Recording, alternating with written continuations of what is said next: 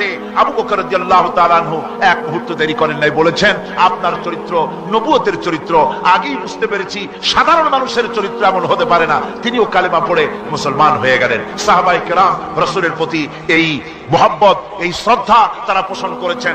নবী তার চরিত্র দিয়ে মানুষের সামনে নিজেকে প্রকাশ করেছেন। তার চরিত্র দুই রকম ছিল না, চরিত্র একরকম ছিল। ব্যক্তিগত চরিত্র আর পারিবারিক চরিত্র দুরকম না। তার ব্যক্তিগত যে চরিত্র ওইটাই ছিল তার ঘরের চরিত্র, যেটা ছিল ঘরের সেটাই ছিল বাইরের। হযরত আয়েশা সিদ্দিকা রাদিয়াল্লাহু তাআলা আনহা সাহাবীদের প্রশ্নের জবাবে বলেছেন, রাসূলের চরিত্র হচ্ছে কোরআন। রাসূলের চরিত্র কি? কোরআন। রাসূলুল্লাহ এই পৃথিবীতে কেন আসছেন? আসার কারণ হলো তিনি হচ্ছেন আদর্শ। আল্লাহ নবী বলেছেন, লাকাদ কানা লাকুম ফি রাসূলিল্লাহি উসওয়াতুন হাসানাহ, তোমাদের জন্য গ্রহণযোগ্য মহত্তম আদর্শ হতেছে তোমাদের রাসূল। তোমাদের রাসূলের ভিতরেই তোমাদের আদর্শ রয়েছে, তার কাছ থেকে তোমরা আদর্শ গ্রহণ করো। তিনি এতিমের আদর্শ, শিশুর আদর্শ, কিশোরদের আদর্শ, যুবকের আদর্শ, তরুণের আদর্শ, বৃদ্ধের আদর্শ, পিতার আদর্শ, নানার আদর্শ, স্বামীর আদর্শ, সেনাপতির আদর্শ, শ্রমিকের আদর্শ, রাষ্ট্রপ্রধানেরও সকলের জন্য আদর্শ। যেই যুগে বেহাপনার উলঙ্গপনা দিয়েছিল সমাজ ভর্তি, আল্লাহর ঘর তাওয়াফ করে নারী আর পুরুষেরা উলঙ্গ হয়ে, সেই যুগে রাসূলুল্লাহ যখন কাবা শরীফ রিকনস্ট্রাকশন হচ্ছিল, পুনর্নির্মাণ হচ্ছিল, তখন তিনি বহন করছিলেন পাথরগুলি মাথায় করে। তার চাচা তাকে বললেন, তোমার তো বড্ড কষ্ট হচ্ছে, তুমি এখন এইটাকে ঘাড়ের উপরে, লুঙ্গিটা খুলা ঘাড়ের উপরে রেখে তারপর এটা বহন করো। হুজুর যখন লুঙ্গির গিরায় হাত দিয়েছেন খুলবেন এই চিন্তা করে ঘাড়ের উপরে রেখে পাথর বহন করবেন, লুঙ্গির গিটে হাত দিয়েছেন, খোলেন নাই। লুঙ্গির গিটের উপরে হাত রেখে তিনি চিন্তা করলেন, এতগুলি লোকের সামনে কাপড়টা খুললে পরে কি শরম হবে। কাপড়টা খোলেনি নাই, শুধু খুললে পরে কি লজ্জা হবে। এই আগাম শরমের অনুভূতিতে মুহাম্মদ সাল্লাল্লাহু আলাইহি ওয়াসাল্লাম বেহুশ হয়ে জমিনের উপরে পড়ে গেছে। আদর্শ কাকে বলে? শিশুর আদর্শ, কিশোরের আদর্শ, স্বামীর আদর্শ, পিতার আদর্শ, নানার আদর্শ, গোটা পৃথিবীর সমস্ত মানুষের আদর্শ রাসূল করিম সাল্লাল্লাহু আলাইহি ওয়াসাল্লাম। তার কাছে তিনি স্ত্রীদের আদর্শ ছিলেন, তিনি নানার আদর্শ ছিলেন। ইমাম হোসেনকে তিনি কোলে নিচ্ছেন, ঘাড়ে উঠছে বাচ্চা, বুকের উপরে উঠছে। একজন সাহাবী বলছেন, হুজুর বাচ্চা পেলে আপনি এত আদর করেন, আমার তো ৬-৭টা ছেলে মেয়ে, আমি মোটে কোলেও নি না, আর জীবনে একবার সুবাও খাই না, আমার মোটে ইচ্ছাই করে না। হুজুর বললেন, আল্লাহ যদি তোমার দিলের মধ্যে রহম পয়দা না করেন তো আমি কি করতে পারি? হুজুর বাচ্চাকে নিয়ে আদর করছেন। ইমাম হোসেনকে বলছেন, হোসেন কে বড় বলো তো, তুমি বড় না আমি বড়? হোসেন বলছেন, নানাজি আমি আপনার থেকে বড়। আশ্চর্য কথা, তুমি আমার থেকে বড় কিভাবে? হোসেন বলছেন, নানাজি বলুন তো আপনার পিতার নাম কি? হুজুর বলছেন, আমার পিতার নাম আব্দুল্লাহ। হোসেন বলছেন, এই আব্দুল্লাহ এই পর্যন্তই শেষ, আপনি তো আমার পিতার মতো পিতা পান নাই, আমার আব্বার মতো আব্বা আপনার আছে। আমার আব্বাকে বলা হয় আসাদুল্লাহিল গালিব, সমস্ত কাফেরদের জন্য বিজয়ী বীর বাঘ আমার আব্বা। এবং আমার আব্বা সম্পর্কে আপনি বলেছেন, আনা মাদিনাতুল ইলম ওয়া আলিয়ুম বাবুহা, আমি হচ্ছে একটি জ্ঞানের রাজ্য আর আলী হচ্ছে সেই রাজ্যে প্রবেশের প্রধান তরুণ। আমার বাপের মতো বাপ আছে আপনার? হুজুর আশ্চর্য হয়ে গেলেন, বাচ্চা বলে কি? হোসেন বলছেন, নানাজি এবার কোন তো দেখি, এবার বলুন তো দেখি আপনার মায়ের নাম কি? হুজুর বলছেন, আমার মায়ের নাম আমেনা। হযরত হোসেন বলছেন, এই আমেনা পর্যন্তই শেষ, কয়জনে চিনবে কর? আমার মায়ের মতো একটা মা আপনার আছে? আমার মায়ের মতো একটা মা আপনি পেয়েছেন?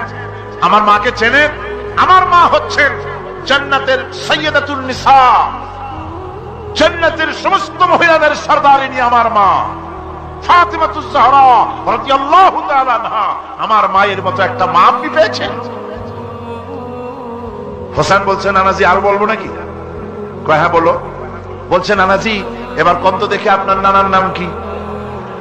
হুজুর বলছেন, আমার নানার নাম আব্দুল ওয়াহাব। হোসেন বলছেন, এবার আপনি মানুষের কাছে জিজ্ঞেস করেন কয়জন এই আব্দুল ওয়াহাব চেনে? আপনি কি আমার নানার মতো একটা নানা পেয়েছেন? আমার নানাকে আপনি জানেন? আমার নানা সাইয়্যিদুল মুরসালিন, আশরাফুল আম্বিয়া, রাহমাতুল লিল আলামিন, বিশ্বনবী জনাবে মুহাম্মদ রাসূলুল্লাহ সাল্লাল্লাহু আলাইহি ওয়াসাল্লাম।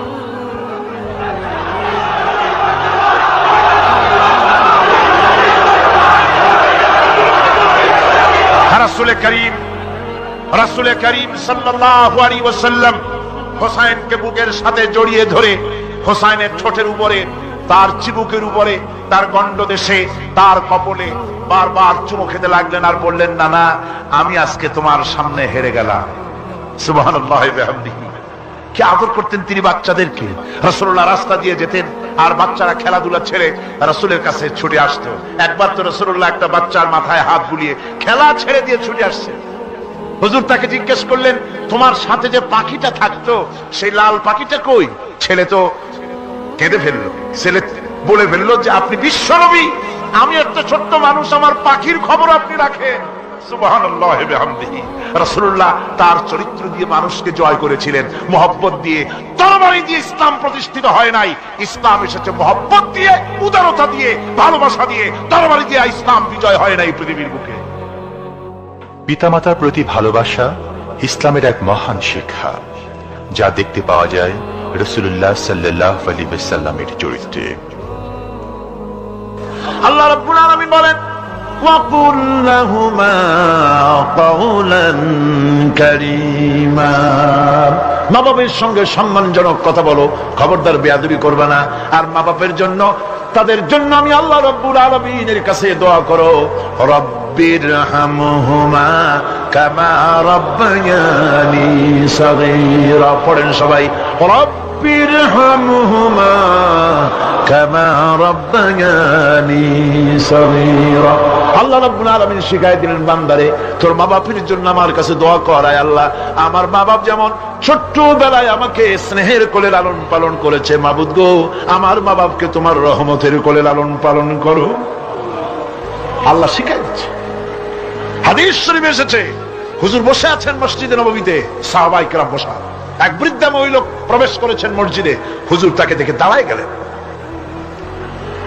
মহিলা আসার পর নবীজি নিজের গায়ের চাদর বিছিয়ে দিলেন। মহিলা চলে যাওয়ার পর সাহাবায়ে কেরাম জিজ্ঞেস করলেন, হুজুর, একজন সাধারণ মেয়ে লোকের জন্য হুজুর নিজের চাদর বিছাইলেন, বুঝলাম না ফজিলত কি, চিনলাম না মেয়ে লোকটাকে। হুজুর বলেন, সাহাবীরা, চাদর তো ভালো, হক তো আদায় করতে পারি নাই, চিনতে পারো নাই, তোমরা বুঝতে পারো নাই। আমি দুনিয়া আসার পর আমার মায়ের দুধ আমার কিসমতে তেমন হয় নাই, আমি আমার মায়ের যত্ন তেমন পাই নাই, স্নেহ আদর তেমন পাই নাই। যার বুকের দুধ খাইয়া, যার কোলে কাখে চড়ে আমি বড় হয়েছি, ইনি আমার সেই দুধ মা হযরতে হালিমাতুস সাদিয়া। বন্ধুরা, মা যদি বেঁচে থাকে, রাত্রে বাড়িকে পায়ে ধরুন, বলেন, মা অন্যায় করেছি, জীবনে বহু বেয়াদবি করেছি, আমার মাফ করে দাও। বিশ্বাস করুন, মা বাপের যদি খেদমত করেন, মা বাপ যদি রাজি থাকে, রিজকে, খাদ্যে, টাকায়, ইজ্জতে জীবনেও কষ্ট হবে না। বিপদে অবিচলতার মুক্ত প্রতীক বিশ্বনবী মুহাম্মদ সাল্লাল্লাহু আলাইহি ওয়াসাল্লাম। সর্ব অবস্থায় আল্লাহর উপর ভরসা করে ধৈর্য ধরার ক্ষেত্রে তিনি স্থাপন করেছিলেন এক অনন্য দৃষ্টান্ত। হিজরতের ঘটনা তার প্রকৃষ্ট উদাহরণ। আমার ভাইয়েরা, বিপদে অবিচলতা আমাদেরকে পয়গম্বরেরা শিক্ষা দান করেছেন। আমরা দেখতে পেয়েছি বিশ্বনবী জনাবে মুহাম্মদুর রাসূলুল্লাহ সাল্লাল্লাহু আলাইহি ওয়াসাল্লাম হিজরতের রাত, কাফেররা চতুর্দিকে দাঁড়ানো। হযরত জিবরাইল এসে বলেন, ইয়া রাসূলুল্লাহ, হে কাফেররা চতুর্দিকে ঘিরে দাঁড়িয়েছে, গভীর রাত, এখন হাতে তাদের তরবারি, সকাল হলে পরেই তারা আপনাকে মেরে ফেলে দিবে, তাড়াতাড়ি ওঠেন, মদিনার দিকে চলে যান। আল্লাহ নবী ঘুমের থেকে জেগে হযরত আলীকে ডেকে বলেন, আলী, আল্লাহ অর্ডার করেছেন, আমি মদিনায় চললাম, আমার বিছানার পরে আমার চাদর গায়ে দিয়ে শুয়ে থাকো। হযরত আলী বলেন, আল্লাহর হাবিব, আপনার চাদর গায়ে দিয়ে ঘুমিয়ে থাকবো, সকালবেলায় কাফির বেঈমানেরা আপনার বিছানার পরে আপনার চাদর গায়ে দেওয়া অবস্থায় আমি আলীকে তারা মুহাম্মদ মনে করবে, আর আমি আলীকে নবী মনে করে তারা তাদের তরবারি দিয়া কেটে কেটে টুকরা টুকরা করে আমারে বিদায় করে দেবে দুনিয়া থেকে। এতটুকুনো পরোয়া করি না, বরং আমার দিলের মধ্যে এটাই তৃপ্তি থাকবে যে আমি আলীর জীবনের বিনিময় আল্লাহর হাবিব দুনিয়ায় বেঁচে আছেন। নবীজি ঘরের থেকে বেরোলেন, চতুর্দিকে কাফেররা দাঁড়ানো। আল্লাহ নবী হাতে এক মুষ্টি বালু হাতে নিয়ে শাহাদাতুল ওযু পড়ে তিনবার দম করে বালুগুলো ছেড়ে দিলেন। বালিগুলি ঘরের চতুর্দিকে কাফেরদের চোখে চলে গেল। পরবর্তী সময় রব্বুল আলামিন ডেকে বলেন, নবীরে, বালি যখন নিক্ষেপ আপনি করেছিলেন, ধুলাগুলি আপনি তো শুধু নিক্ষেপ করেছিলেন, কিন্তু চতুর্দিকে কাফেরদের চোখে গেল কেমনে? একদিকে মেরেছিলেন, সেই দিকেই তো যাওয়ার কথা ছিল, চতুর্দিকের কাফেরের চোখে চোখে সেগুলো পৌঁছে গেল কেমনে? ওয়ামা রামাইতা ইদ রামাইতা ওয়ালাকিন্নাল্লাহ রামা। আপনি নিক্ষেপ করেন নাই, যখন আপনি নিক্ষেপ করেছিলেন আপনি তো শুধু বালুকণা ছেড়েছেন, আর ওই বালুকণাগুলি ঘরের চতুর্দিকে সব কাফেরদের চোখে পৌঁছবার দায়িত্ব আমার কুদরত গ্রহণ করেছিল। আমার ভাইরা, নবীজি বিপদে, এতগুলি শত্রু তরবারি নিয়ে তিনি বিপদে ধৈর্য হারা হন নাই। আস্তে করে ঘরের থেকে বেরিয়ে হযরত আবু বকরের বাড়িতে গিয়ে হাজির। দরজায় গিয়ে আওয়াজ দিলেন আবু বকর, অমনি দরজা খুলে গেল। লাব্বাইক ওয়া সাদাইক। হুজুর বলেন, আবু বকর রে, একটা ডাকে কেমনে সাড়া দিলে? তুমি কি ঘুমাইছিলে না? হযরত আবু বকর বলেন, হুজুর আপনি বলেছেন আমাকে নিয়ে হিজরত করবেন, আমি মনে মনে চিন্তা করেছি না জানি কত রাত্রে নবীজি আসেন, উঠতে যদি আমার দেরি হয়ে যায়, নবীজি যদি দরজার কাছে দাঁড়ায় দাঁড়ায় আমার ডাকাডাকি করে, আর আমি যদি ঘুমায় থাকি, তাহলে আল্লাহর নবীর সঙ্গে বেয়াদবি হয়ে যাবে। এই মনে করে বিছানায় না ঘুমাইয়া আপনার গলার আওয়াজ শোনার জন্য এই দরজার সঙ্গে পিঠ লাগাইয়া লাগাইয়া দাঁড়াইয়া ঘুমাচ্ছিলাম। আল্লাহর নবী হযরত আবু বকরকে সঙ্গে করে নিয়ে চললেন মদিনার দিকে। উল্টা পথে রওনা করলেন। বারবার কাবা শরীফের দিকে তাকাতে লাগলেন। বুখারী শরীফে এসেছে, নবীজি বারবার কাবার দিকে তাকিয়ে বলতেছেন, রে কাবা, বড় আশা ছিল তোর কাছে থাকবো, তোর খেদমত করব, কিন্তু তোর নিষ্ঠুর সন্তানেরা তোর কাছে আমারে থাকতে দিল না রে। আল্লাহ নবী মিসফালা দিয়ে জাবালে কেদোয়ার উপর দিয়ে চলে গেলেন জাবালে সুরে। গুহার কাছে যখন গিয়েছেন, ফজর রক্ত হয়ে গেল। হযরত আবু বকর রাদিয়াল্লাহু তাআলা আনহু বলছেন, হুজুর আর উপায় নাই, দিন হয়ে গেল, এখন বুঝি ধরা পড়ে যাব, ওই গুহার মধ্যে গিয়ে আশ্রয় নেই। তবে আপনি দাঁড়ান, গুহার ভিতরে পাহাড়িয়া গুহা, বিচ্ছু থাকতে পারে, সাপ থাকতে পারে, আমি আগে ঢুকি, যদি কোনো হিংস্র প্রাণী থাকে আমার উপর দিয়ে আঘাত হয়ে যাক, আল্লাহর নবী হেফাজতে থাকুক। হযরত আবু বকর রাদিয়াল্লাহু তাআলা আনহু গুহার ভিতরে নামলেন। নেমে গুহা সাফ করে হুজুরকে ডাকলেন। হুজুর তাশরীফ ফরমালেন গুহার মধ্যে। হুজুর বলেন, আবু বকর, হেঁটে হেঁটে কষ্ট হয়ে গেছে, তুমি বসো, তোমার উরুর উপরে মাথা রেখে আমি একটু ঘুমায়ে যাই। আল্লাহর হাবিব ঘুমায়ে গেলেন। হযরত আবু বকর লক্ষ্য করে দেখেন চতুর্দিকে অনেকগুলি গর্ত দেখা যায়। এই গর্ত থেকে সাপ আসতে পারে, বিচ্ছু আসতে পারে মনে করে নিজের গায়ের চাদর ছিঁড়ে ছিঁড়ে গর্তগুলি বন্ধ করা শুরু করে দিলেন। কয়েকটা গর্ত বন্ধ করার মতো চাদর আর নাই, পাও দিয়ে চেপে ধরলেন। এক পাহাড়িয়া বিষধর সাপ বেরোবার জন্য চেষ্টা করে বেরোবার পথ খুঁজে নেই পেয়ে হযরত আবু বকরের পায়ের উপরে দংশন করেছে। বিষের যন্ত্রণায় হযরত আবু বকরের চোখ থেকে পানি দরদর করে পড়ছে। রাসূলুল্লাহর ঘুম ভেঙে গেল। আল্লাহর নবী তাকিয়ে বলেন, আবু বকর, চোখে পানি কেন? বাড়ির কথা বুঝি মনে পড়ে গেছে? হযরত আবু বকর বলেন, ইয়া রাসূলুল্লাহ, আল্লাহর নামে কসম করে বলি, যেই দিন আমি ঈমান এনেছি ওই দিন থেকে আমার মা বাপ, আমার করে আমার সন্তান, আমার স্ত্রী, আমার জায়গা জমি, ঘর বাড়ি, এমনকি আমার নিজের আত্মার চাইতে হুজুর আপনারে ভালোবাসি বেশি। তাহলে কাঁদো কেন? হযরত আবু বকর বলেন, হুজুর বাড়ির জন্য কাঁদি না, ছেলেপেলের জন্য কাঁদি না, সাবে দংশন করেছে, যন্ত্রণায় কাঁদতেছি। আল্লাহ নবী সঙ্গে সঙ্গে মুখ থেকে থুতু বার করে যন্ত্রণার জায়গায় লাগাই দিলেন। সঙ্গে সঙ্গে যন্ত্রণা বন্ধ হয়ে গেল। হুজুর বললেন, আবু বকর, প্রথম যখন তোমার এই আঘাত করেছিল সাপে, আমাকে কেন তাড়াতাড়ি বলো নাই? এতক্ষণ তো তোমার কষ্ট হতো না। হযরত আবু বকর বলেন, ইয়া রাসূলুল্লাহ, ওটা তো সাপে কাটার যন্ত্রণা, ওই যন্ত্রণায় আমার রক্ত জ্বলতেছে, যন্ত্রণায় যন্ত্রণায় আমার কলেজাটা যদি ফেটেও যেত, আল্লাহর হাবিব আরাম ফরমাচ্ছিলেন, আমি তাকে আরামে বিঘ্ন ঘটাতে পারতাম না। আমার ভাইয়েরা, হযরত আবু বকর, হযরত রাসূল দুজন বসে আছেন। এমনি সময় কাফের বেঈমানেরা খুঁজতে খুঁজতে জায়গা মতো এসে গেছে। একজনে বলে ভিতরে আছে, আর একজনে বলে নাই। পায়ের যদি থাকবে তাহলে মাকড়সায় জাল বুনালো কি করে, পাখি ডিম পেড়ে বসে আছে কি করে, তাদের সন্দেহ হতে লাগলো। এর মধ্যে নাই একজন বলে আছে, আর একজন বলে নাই। হযরত আবু বকর ভয়ের চোটে কেঁদে ফেলেছেন, হুজুর আর উপায় নাই। এই যে অবস্থা, এই অবস্থার ভিতরে, এই অবস্থার ভেতরেও আল্লাহর নবী এতটুকু ঘাবড়ে যান নাই। শত্রুরা তরবারি নিয়ে এসেছে, সুযোগ পেলেই একটু তাকারি দেখতে পাবে, তুলে মেরে ফেলে দেবে। আল্লাহর হাবিব মোটেই ধৈর্য হারালেন না, এতটুকু হতাশ হলেন না। আল্লাহ পাকের হাবিব তার সাথীকে কি বললেন? তখন কোরআনে কারীম সূরা তাওবার মধ্যে আল্লাহ তা উদ্ধৃত করেছেন মুমিনদের জন্য, ইযহুমা ফিল গার ইয ইয়াকুলু লিসাহিবিহি লা তাহজান ইন্নাল্লাহা মা'ানা। ও আমার সাথী, ও বন্ধু, ভয় করো না, চিন্তা করো না, আমরা মাইনরিটি নই, আমরাই মেজরিটি। তার কারণ আল্লাহ আমাদের সাথে আছেন। সুবহানাল্লাহ। রাসূলুল্লাহ সাল্লাল্লাহু আলাইহি ওয়াসাল্লাম অত্যন্ত সাদাসিধে জীবন যাপন করতেন। হিজরত করে মদিনায় গিয়ে ইসলামী রাষ্ট্র কায়েম করার পরও তার দারিদ্রতা কাটেনি। হাদিসে এসেছে সে কথা। হযরত আবু হুরায়রা রাদিয়াল্লাহু তাআলা আনহু বলেন, আমি রাসূলুল্লাহর কাছে গেলাম, হুজুরকে গিয়ে সালাম করলাম। আল্লাহর নবী সালামের জবাব দিলেন, কিন্তু দেখতে পেলাম মুখ নড়ে, আওয়াজ বের হলো না। কারণ কি? কাছে গিয়ে দেখি নবীজি ক্ষুধার যন্ত্রণায় কথা বলতেছেন, আওয়াজ বেরোতেছে না। এত ক্ষুধা লেগেছে আল্লাহর নবীর। 2-4 দিন চলে গেছে, খাবার নাই।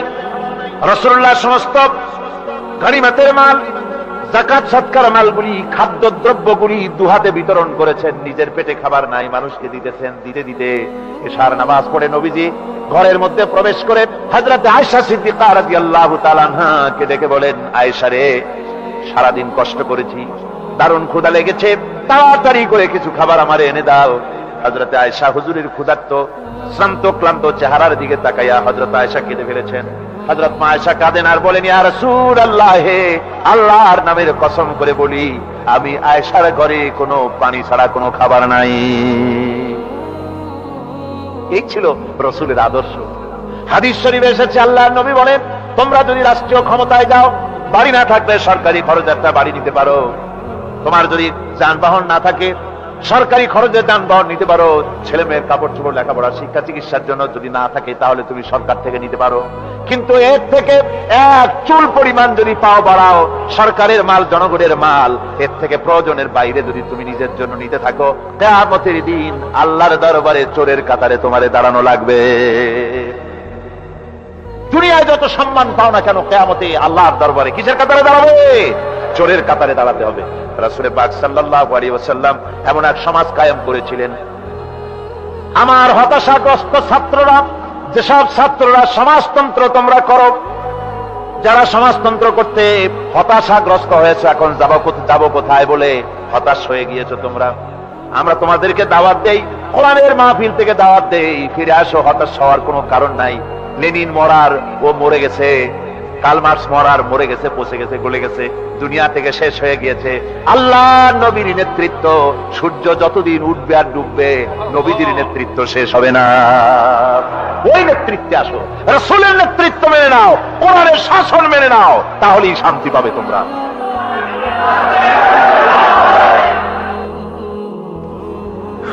আল্লাহর নবী দুপুরে আরাম করতেছিলেন। হযরত ওমর বলেন, আমি দেখতে গিয়েছিলাম রাসূলুল্লাহকে, আমি যাই সালাম দিলাম, হুজুর উঠে বসলেন। আমি দেখি খেজুরের পাতা দিয়া বুনানো দড়ি, সেই দড়ি দিয়া বুনানো খাটিয়া, এখনো মক্কা মদিনায় আছে যারা হজ করতে গেছেন দেখেছেন, ওই দড়ি দিয়া বুনানো খাটিয়া, ওর উপরে তোশক নাই, বিছানার চাদর নাই, নিজের হাত মোবারক মাথার তলে দিয়া রাসূল শুয়ে আছেন। ওমরকে দেখে হুজুর উঠে বসলেন। ওমর বলেন, আমি রাসূলের পিঠের দিকে তাকায় দেখি দড়িগুলোর দাগ কেটে আছে। আমি সহ্য করতে পারলাম না, আমি শিশুর মতো ডুকরে কেঁদে উঠলাম, বললাম, ইয়া রাসূলুল্লাহ, এই পৃথিবীর কাফির বেঈমানেরা এত শান্তি করলো দুনিয়ায়, আর আল্লাহর হাবিবের পিঠে দড়ির দাগ বরদাস্ত করতে পারছি না। আপনি আমার অনুমতি দেন, একটা তোশক আপনার জন্য বানায় দেই। হুজুর আমার বলেন, ওমর রে, শোনো, দুনিয়ায় শান্তি করার জন্য আমি আসি নাই। আমি যদি হুকুম করি উহুদ পাহাড় আমার জন্য সোনায় পরিণত হয়ে যা, উহুদ পাহাড়টা আমার জন্য সোনা হয়ে যেতে পারে। আমি দুনিয়ায় শান্তির জন্য আসি নাই, এসেছি মানবতার মুক্তির জন্য, পৃথিবীর মানুষগুলিকে বাঁচাতে এসেছি। সাদা কালো মানুষের ব্যবধান দূর করতে এসেছি। রাসূলুল্লাহ নারীর অধিকার দিলেন, সাদা কালো মানুষের ব্যবধান দূর করে দিলেন। পাহাড় সমান উঁচা সাদা কালো মানুষের অধিকারকে প্রতিষ্ঠিত করলেন, বললেন মানুষে মানুষে কোনো পার্থক্য নাই। আরবের উপরে অনারবের, অনারবের উপরে আরবের, ভাষার সাদার উপরে কালোর, কালোর উপরে সাদার, কোন বর্ণ বৈষম্য ইত্যাদি দিয়ে মানুষের ফজিলত হয় না। মানুষের মর্যাদা বাড়ে। ইন্না আকরামাকুম ইনদাল্লাহি আতকাকুম। মানুষের মধ্যে মর্যাদা তোমাদের মধ্যে আল্লাহর কাছে তার যে ব্যক্তি তোমাদের মধ্যে আল্লাহকে বেশি ভয় করে। সুবহানাল্লাহ কর, সুবহানাল্লাহ কর। আমার ভাইয়েরা, নবীজি মদিনা মুনাওয়ারায় ইসলামী রাষ্ট্রের রাষ্ট্রপ্রধান হয়েছেন। আজ বাজারে যেতেছেন, যাওয়ার সময় ডেকে ডেকে বলেন, বিধবাদের বাড়ির সামনে দিয়ে যায়, তোমাদের বাজার লাগবে নাকি? এতিমের বাড়ির সামনের থেকে যায়, তোমাদের বাজার লাগবে নাকি? আমারে বলো, আমি বাজার করে এনে দেব। নিজের পেটে খাবার নাই, দুয়ারে দুয়ারে খাবার পৌঁছে গেছে, খাবারের অভাব নাই, মানুষ খাওয়া পেয়েছে, পড়া পেয়েছে, চুরি ডাকাতি বন্ধ হয়ে গেছে। হুজুর বলেন খায়রুল কুরুনে কারনি, সর্বশ্রেষ্ঠ যুগ আমার যুগ। সুদ বন্ধ হয়ে গেল। রাসূলুল্লাহ বললেন সুদ আর চলবে না, হারাম। সুদ বন্ধ হয়ে গেল। হুজুর ব্যাংক চালু করে দিলেন। ব্যাংকের নাম হলো বাইতুল মাল। কি নাম হলো? এই ব্যাংক যেদিন রাসূলুল্লাহ উদ্বোধন করেন, আল্লাহর নবী বাইতুল মাল ব্যাংক উদ্বোধনের দিনে যে বক্তৃতা করলেন, বুখারীতে সেই বক্তৃতা লেখা হয়ে গেল। আল্লাহর নবী বলেন মান তারাকা দায়নান আও দিয়ান ফালাইয়া। আমার এই রাষ্ট্রের ভিতরে কোন মানুষ যদি ঋণগ্রস্ত অবস্থায় মারা যায় আর ঋণ পরিশোধ করার মতো অর্থ যদি তার কাছে না থাকে, তাহলে তার ঋণ পরিশোধের দায়িত্ব তার বিধবা স্ত্রী আর তার এতিম বাল বাচ্চার সব দায়িত্ব আমি মুহাম্মদ সাল্লাল্লাহু আলাইহি ওয়াসাল্লাম আমার কাঁধের উপরে উঠাইয়া নিলাম। এমন সুন্দর রাষ্ট্র চালু হয়ে গেছে, মানুষ খাবার পেয়েছে, পড়ার পেয়েছে। বুড়োরা যাদের কাজ নাই, বুড়ো মানুষ কাজ করতে পারে না, তারা বসে বসে খাবারের ব্যবস্থা হয়ে গেছে। যুবকদের চাকরি হয়ে গেছে, বেকার কেউ আর বেকার নাই, সব কাজে ব্যস্ত হয়ে গেছে, মানুষের কাছে কাজ মিলেছে। কৃষক তাদের উৎপাদিত পণ্যের সঠিক মূল্য পাচ্ছে, শ্রমিক শ্রমের মর্যাদা পাচ্ছে, শ্রমিক মর্যাদা পাচ্ছে। রাসূলুল্লাহ বলেছেন শ্রমিক আর মালিক মনিব আর গোলামের সম্পর্ক না, সম্পর্ক ভাই ভাই। সম্পর্ক কি? শ্রমিকের মর্যাদা রাসূলুল্লাহ এভাবে দিলেন, নিজে শ্রম দিলেন। মদিনার 8 বছর চলে যাওয়ার পর হযরত আয়েশা রাসূলুল্লাহকে দেখলেন মাজা কুজা। হযরত আয়েশা বলেন হুজুর মাজাটা কুজা কেন? বয়সের কারণে হলো নাকি? হুজুর বলেন না, বয়সের কারণে হয় নাই। এই মদিনার চতুর্দিকে কাফির বেঈমানেরা যখন মদিনাকে আক্রমণ করেছিল, আমি তখন মদিনার চতুর্দিকে খন্দক পরিখা খনন করেছিলাম, 3 মাইল লম্বা, 15 ফিট গভীর, 30 ফিট চওড়া। সাহাবীরা মাটি কেটেছে, আমি মাটি বহন করেছি, আবার আমি মাটি কেটেছি, সাহাবীরা মাটি কেটেছে। মাটি কেটে আর মাটির ঝুড়ি বহন করে করে কোমরে যে বেদনা হয়েছিল আজ পর্যন্ত সেই বেদনা সেরে যায় নাই। এই হলো আমার রাসূল, এ হলো বিশ্ব নবী। কি নবী? সিল্লা এখন কি নবী?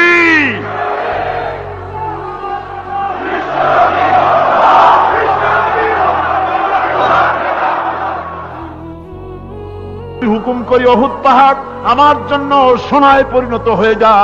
উহুদ পাহাড়টা আমার জন্য সোনা হয়ে যেতে পারে। আমি দুনিয়ার শান্তির জন্য আসি নাই, এসেছি মানবতার মুক্তির জন্য। পৃথিবীর মানুষগুলিকে বাঁচাতে এসেছি, সাদা কালো মানুষের ব্যবধান দূর করতে এসেছি। রাসূলুল্লাহ নারীর অধিকার দিলেন, সাদা কালো মানুষের ব্যবধান দূর করে দিলেন। পাহাড় সমান উঁচা সাদা কালো মানুষের অধিকারকে প্রতিষ্ঠিত করলেন, বললেন মানুষে মানুষে কোনো পার্থক্য নাই। আরবের উপরে অনারবের, অনারবের উপরে আরবের, ভাষার সাদার উপরে কালোর, কালোর উপরে সাদার, কোন বর্ণ বৈষম্য ইত্যাদি দিয়ে নিজের পেটে খাবার নাই, দুয়ারে দুয়ারে খাবার পৌঁছে গেছে, খাবারের অভাব নাই, মানুষ খাওয়া পেয়েছে, পড়া পেয়েছে, চুরি ডাকাতি বন্ধ হয়ে গেছে। হুজুর বলেন খায়রুল কুরুনে কারনি, সর্বশ্রেষ্ঠ যুগ আমার যুগ। সুদ বন্ধ হয়ে গেল। রাসূলুল্লাহ বললেন সুদ আর চলবে না, হারাম। সুদ বন্ধ হয়ে গেল। হুজুর ব্যাংক চালু করে দিলেন। ব্যাংকের নাম হলো বাইতুল মাল। কি নাম হলো? এই ব্যাংক যেদিন রাসূলুল্লাহ উদ্বোধন করেন, আল্লাহর নবী বাইতুল মাল ব্যাংক উদ্বোধনের দিনে যে বক্তৃতা করলেন, বুখারীতে সেই বক্তৃতা লেখা হয়ে গেল। আল্লাহ নবী বলেন, মান তারাকা দায়নান আও দিয়ান ফালাইয়া, আমার এই রাষ্ট্রের ভিতরে কোন মানুষ যদি ঋণগ্রস্ত অবস্থায় মারা যায় আর ঋণ পরিশোধ করার মতো অর্থ যদি তার কাছে না থাকে, তাহলে তার ঋণ পরিশোধের দায়িত্ব তার বিধবা স্ত্রী আর তার এতিম বাল বাচ্চার সব দায়িত্ব আমি মুহাম্মদ সাল্লাল্লাহু আলাইহি ওয়াসাল্লাম আমার কাঁধের উপরে উঠাইয়া নিলাম। এমন সুন্দর রাষ্ট্র চালু হয়ে গেছে, মানুষ খাবার পেয়েছে, পড়ার পেয়েছে। বুড়োরা যাদের কাজ নাই, বুড়ো মানুষ কাজ করতে পারে না, তারা বসে বসে খাবারের ব্যবস্থা হয়ে গেছে। যুবকদের চাকরি হয়ে গেছে, বেকার কেউ আর বেকার নাই, সব কাজে ব্যস্ত হয়ে গেছে, মানুষের কাছে কাজ মিলেছে।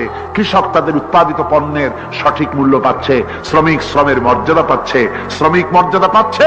রাসূলুল্লাহ বলেছেন, শ্রমিক আর মালিক মনিব আর গোলামের সম্পর্ক না, সম্পর্ক ভাই ভাই। সম্পর্ক কি? শ্রমিকের মর্যাদা রাসূলুল্লাহ এভাবে দিলেন, নিজে শ্রম দিলেন। মদিনার 8 বছর চলে যাওয়ার পর হযরত আয়েশা রাসূলুল্লাহকে দেখলেন মাজা কুজা। হযরত আয়েশা বলেন, হুজুর মাজাটা কুজা কেন? বয়সের কারণে হলো নাকি? হুজুর বলেন, না, বয়সের কারণে হয় নাই। এই মদিনার চতুর্দিকে কাফির বেঈমানেরা যখন মদিনাকে আক্রমণ করেছিল, আমি তখন মদিনার চতুর্দিকে খন্দক পরীক্ষা খনন করেছিলাম, 3 মাইল লম্বা, 15 ফিট গভীর, 30 ফিট চওড়া। সাহাবীরা মাটি কেটেছে, আমি মাটি বহন করেছি, আবার আমি মাটি কেটেছি, সাহাবীরা মাটি কেটেছে। মাটি কেটে আর মাটির ঝুড়ি বহন করে করে কোমরে যে বেদনা হয়েছিল, আজ পর্যন্ত সেই বেদনা সেরে যায় নাই। এই হলো আমার রাসূল, এ হলো বিশ্ব নবী। কি নবী? চিল্লা এখন, কি নবী?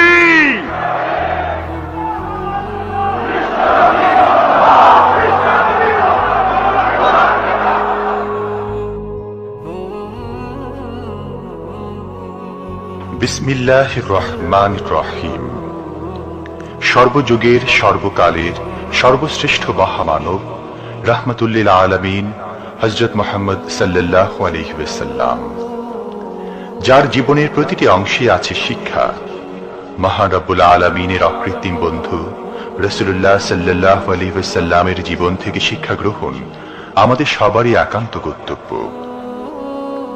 এখন আমাদের সামনে রাসূল করিম সাল্লাল্লাহু আলাইহি ওয়াসাল্লামের জীবনের নানা দিক নিয়ে আলোচনা করছেন আন্তর্জাতিক খ্যাতিসম্পন্ন মুফাসসিরে কোরআন ও বিশিষ্ট ইসলামী চিন্তাবিদ হযরত মাওলানা দিলওয়ার হোসাইন সাঈদী। শব্দ গ্রহণে মাহসিন সাউন্ড সিস্টেম, প্রযোজনায় সিএইচপি, পরিবেশনায় স্পন্দন অডিও ভিজুয়াল সেন্টার, ঢাকা। আল্লাহ রাব্বুল আলামিন বলেন, মা ইয়ানতিকু আনিল হাওয়া ইন হুয়া ইল্লা ওয়াহিয়ুন ইউহা। আমার নবী নফসকে অনুসরণ করে, প্রবৃত্তিকে অনুসরণ করে কোনো কথা বলেন না। আমার নবী যেটা বলেন সেটা হলো ওহী। আমি যা বলতে বলি তাই তিনি বলেন। ওয়ালাউ তাকাওয়ালা আলাইনা বা'দাল আকাবিল। আমার নবী যদি নিজের থেকে বানিয়ে কোন কথা যদি কোরআনের ভিতরে আমার নামে চালাই দিতেন, আমি আল্লাহ রাব্বুল আলামিন আমার নবীর ডান হাতকে চেপে ধরতাম, আর তার কণ্ঠ নালীকে আমি আল্লাহ রাব্বুল আলামিন কেটে ফেলে দিতাম। তিনি যা বলেছেন সব কার কথা? আল্লাহ পাকের কথা। তিনি হচ্ছেন গোটা বিশ্বের সর্বশ্রেষ্ঠ চরিত্রের আধার। তার চরিত্রের সার্টিফিকেট আল্লাহ পাক দিচ্ছেন। চরিত্রের সার্টিফিকেট কে দিলেন? আল্লাহ পাক দিচ্ছেন। কোরআনে কারীমের মধ্যে আল্লাহ রাব্বুল আলামিন বলেন, ওয়া ইন্নাকা লাআলা খুলুকিন আযীম। নবী হে, আপনি হচ্ছেন পুত পবিত্র চরিত্রের উপরে প্রতিষ্ঠিত। সুবহানাল্লাহ ওয়া বিহামদিহি। আপনি শ্রেষ্ঠ চরিত্রের উপরে প্রতিষ্ঠিত। দেখুন, রাসূল করিম সাল্লাল্লাহু আলাইহি ওয়াসাল্লাম নবুয়ত পাওয়ার পর যখন তিনি ঘরে প্রবেশ করেছেন, সর্বপ্রথম হযরত জিবরাইলের সঙ্গে জীবনের প্রথম দেখা, ভয় পেয়েছেন, শরীরে জ্বর এসেছে, এবং হযরতে খাদিজাকে গিয়ে বলছেন যে আমাকে ঢেকে দাও, আমি ভয় পেয়েছি। হযরতে খাদিজাতুল কুবরা রাদিয়াল্লাহু তাআলা আনহা তিনি রাসূলকে বলছেন, আবুল কাসিম, হে কাসেমের পিতা, আপনার ভয় পাওয়ার কোনো কারণ নাই। আপনাকে জিন বা শয়তান কোনো অনিষ্ট করতে পারে না, কারণ আপনি এতিমদেরকে, মিসকিনদেরকে খেতে দেন, আপনি বিধবাকে আশ্রয় দেন, আপনি প্রতিবেশীর হক আদায় করেন, আপনি আত্মীয়দের হক আদায় করেন। কি সার্টিফিকেট দিচ্ছেন? স্ত্রী তো স্বামীর জন্য ভালোবাসা দিতে পারে, মহব্বত দিতে পারে, জান দিতে পারে, কিন্তু ঈমান তো আনতে পারে না। ঈমান আনা তো এত সহজ ব্যাপার না। কিন্তু রাসূল করিম সাল্লাল্লাহু আলাইহি ওয়াসাল্লাম যখন তাকে তাওহীদের দাওয়াত দিলেন, রিসালাতের দাওয়াত দিলেন এবং বললেন আমি নবী। হযরত খাদিজা এক মুহূর্ত দেরি করেন। হযরতে খাদিজা তার কাছে রাসূলুল্লাহ যখন রিসালাতের দাওয়াত পেশ করলেন, সঙ্গে সঙ্গে হযরত খাদিজা পড়ে নিলেন লা ইলাহা ইল্লাল্লাহু মুহাম্মাদুর রাসূলুল্লাহ। জোরে জোরে পড়েন লা ইলাহা ইল্লাল্লাহ, লা ইলাহা ইল্লাল্লাহ।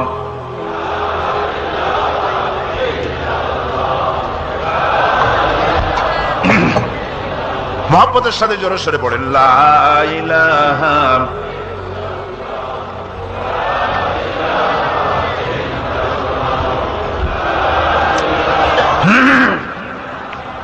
লা ইলাহা ইল্লাল্লাহু মুহাম্মাদুর রাসূলুল্লাহ। আমার বন্ধুগণ, রাসূল করিম সাল্লাল্লাহু আলাইহি ওয়াসাল্লামের উপরে স্ত্রী ঈমান আনলেন। খাদেম ছিলেন হযরতে যায়েদ। খাদেম তো তার প্রভুর জন্য জান দিতে পারে, মাল দিতে পারে, মহব্বত করতে পারে, সব পারে। খাদেম ঈমান আনতে পারে না, যেহেতু খাদেমের কাছে তার সাহেবের ইনস এন্ড আউট, তার ভেতর বাইরে সবকিছুই পরিষ্কার থাকে। হযরতে রাসূলের খাদেম ছিলেন হযরতে যায়েদ। হযরত যায়েদ তার উপরে যখন 15 বছর খাদেম ছিলেন রাসূলুল্লাহ, হুজুর যখন তার কাছে দাওয়াত পেশ করলেন, যখন রিসালাতের দাওয়াত পেশ করলেন, তাওহীদের দাওয়াত দিলেন, খাদেম যায়েদ একটু চিন্তা করলেন না, সাথে সাথে পড়লেন লা ইলাহা ইল্লাল্লাহু মুহাম্মাদুর রাসূলুল্লাহ। রাসূলের বন্ধু ছিলেন হযরত আবু বকর সিদ্দিক রাদিয়াল্লাহু তাআলা আনহু। 20 বছরের বন্ধু। কত বছরের বন্ধু? 20 বছর। 20 বছর বসে একজন বন্ধু আর একজন বন্ধুকে চিনতে মোটেই কিছু বাকি থাকে না। হযরত আবু বকর রাদিয়াল্লাহু তাআলা আনহু তার কাছে যখন রাসূলুল্লাহ নবুয়তের দাওয়াত পেশ করলেন, হযরতে আবু বকর রাদিয়াল্লাহু তাআলা আনহু এক মুহূর্ত দেরি করেন নাই, বলেছেন আপনার চরিত্র নবুয়তের চরিত্র আগেই বুঝতে পেরেছি। সাধারণ মানুষের চরিত্র এমন হতে পারে না। তিনিও কালেমা পড়ে মুসলমান হয়ে গেলেন। সাহাবায়ে কেরাম রাসূলের প্রতি এই মহব্বত, এই শ্রদ্ধা তারা পোষণ করেছেন। নবী তার চরিত্র দিয়ে মানুষের সামনে নিজেকে প্রকাশ করেছেন। তার চরিত্র দুই রকম ছিল না, চরিত্র এক রকম ছিল।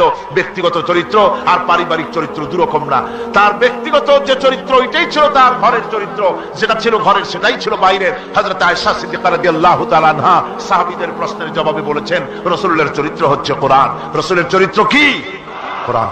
রাসূলুল্লাহ এই পৃথিবীতে কেন আসছেন? আসার কারণ হলো তিনি হচ্ছেন আদর্শ। আল্লাহর নবী বলেছেন লাকাদ কানা লাকুম ফি রাসূলিল্লাহি উসওয়াতুন হাসানাহ, তোমাদের জন্য গ্রহণযোগ্য মহত্তম আদর্শ হতেছে তোমাদের রাসূল। তোমাদের রাসূলের ভিতরেই তোমাদের আদর্শ রয়েছে। তার কাছ থেকে তোমরা আদর্শ গ্রহণ করো। তিনি এতিমের আদর্শ, শিশুর আদর্শ, কিশোরদের আদর্শ, যুবকের আদর্শ, তরুণের আদর্শ, বৃদ্ধের আদর্শ, পিতার আদর্শ, নানার আদর্শ, স্বামীর আদর্শ, সেনাপতির আদর্শ, শ্রমিকের আদর্শ, রাষ্ট্রপ্রধানেরও সকলের জন্য আদর্শ।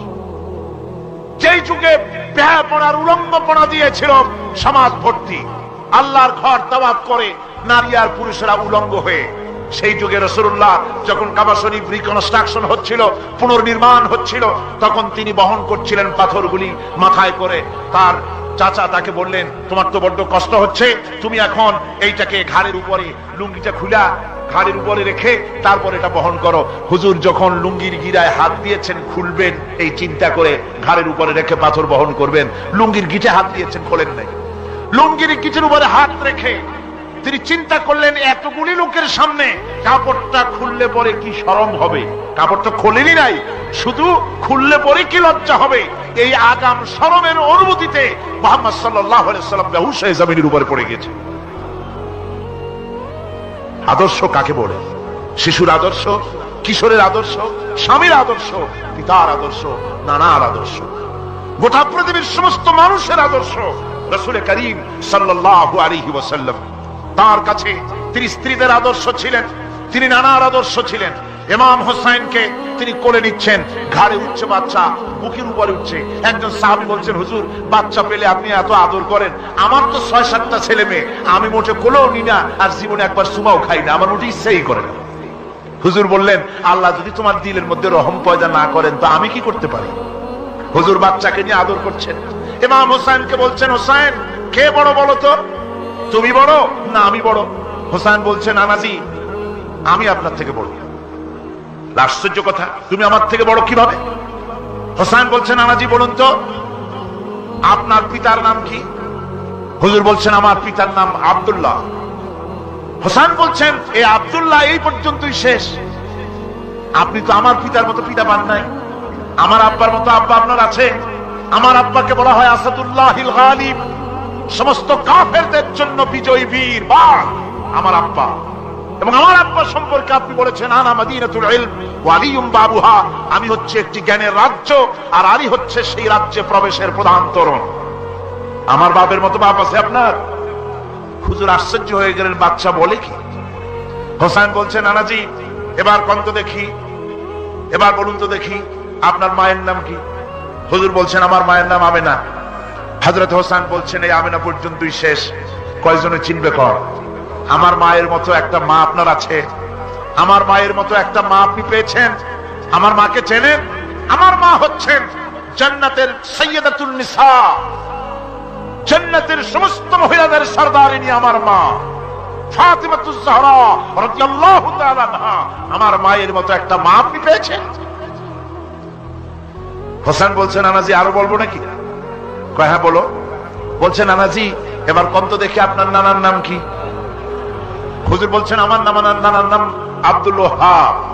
হোসেন বলছেন, এবার আপনি মানুষের কাছে জিজ্ঞেস করেন কয়জন এই আব্দুল ওয়াহাব রয়েছেন? আপনি কি আমার নানার মতো একটা নানা পেয়েছেন? আমার নানাকে আপনি জানেন?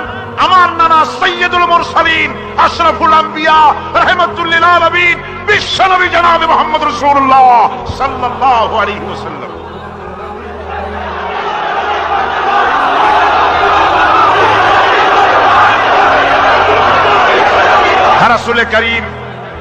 রাসূল করিম সাল্লাল্লাহু আলাইহি ওয়াসাল্লাম হোসেনকে বুকের সাথে জড়িয়ে ধরে হোসেনের ঠোঁটের উপরে, তার চিবুকের উপরে, তার গণ্ডদেশে, তার কপলে বারবার চুমু খেতে লাগলেন আর বললেন, নানা আমি আজকে তোমার সামনে হেরে গেলাম।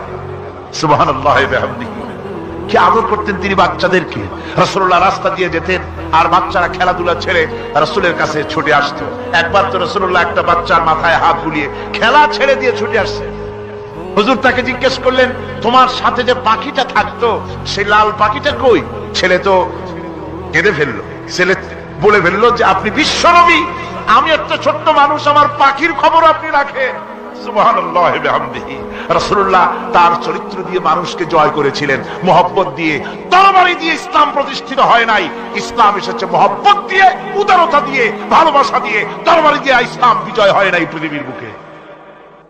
পিতামাতার প্রতি ভালোবাসা ইসলামের এক মহান শিক্ষা, যা দেখতে পাওয়া যায় রাসূলুল্লাহ সাল্লাল্লাহু আলাইহি ওয়াসাল্লামের চরিত্রে।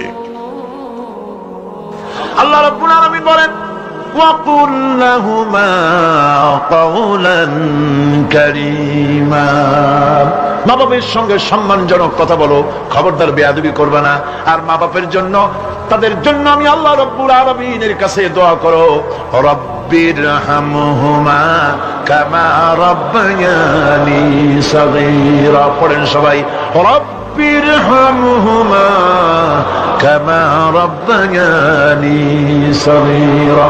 আল্লাহ রাব্বুল আলামিন শিখাই দিলেন বান্দারে, তোর মা বাপের জন্য আমার কাছে দোয়া কর, আয় আল্লাহ আমার মা বাপ যেমন ছোট্টবেলায় আমাকে স্নেহের কোলে লালন পালন করেছে, মাবুদ গো আমার মা বাপকে তোমার রহমতের কোলে লালন পালন করো। আল্লাহ শিখাই দিচ্ছে।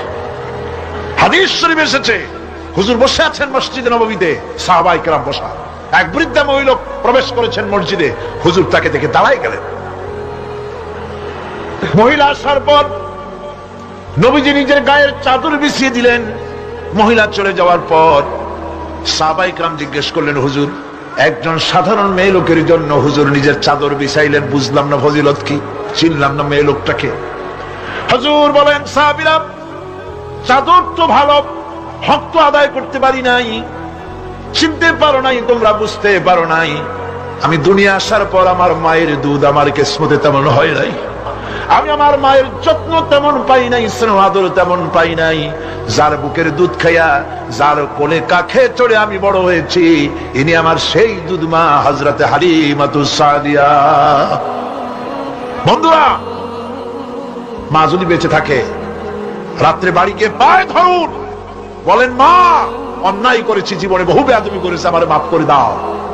বিশ্বাস করুন, মা বাপের যদি খেদমত করেন, মা বাপ যদি রাজি থাকে, রিস্কে, খাদ্যে, টাকায়, ইজ্জতে জীবনেও কষ্ট হবে না। বিপদে অবিচলতার মুক্ত প্রতীক বিশ্বনবী মুহাম্মদ সাল্লাল্লাহু আলাইহি ওয়াসাল্লাম। সর্ব অবস্থায় আল্লাহর উপর ভরসা করে ধৈর্য ধরার ক্ষেত্রে তিনি স্থাপন করেছিলেন এক অনন্য দৃষ্টান্ত। হিজরতের ঘটনা তার প্রকৃষ্ট উদাহরণ। আমার ভাইয়েরা, বিপদে অবিচলতা আমাদেরকে পয়গম্বরেরা শিক্ষা দান করেছেন।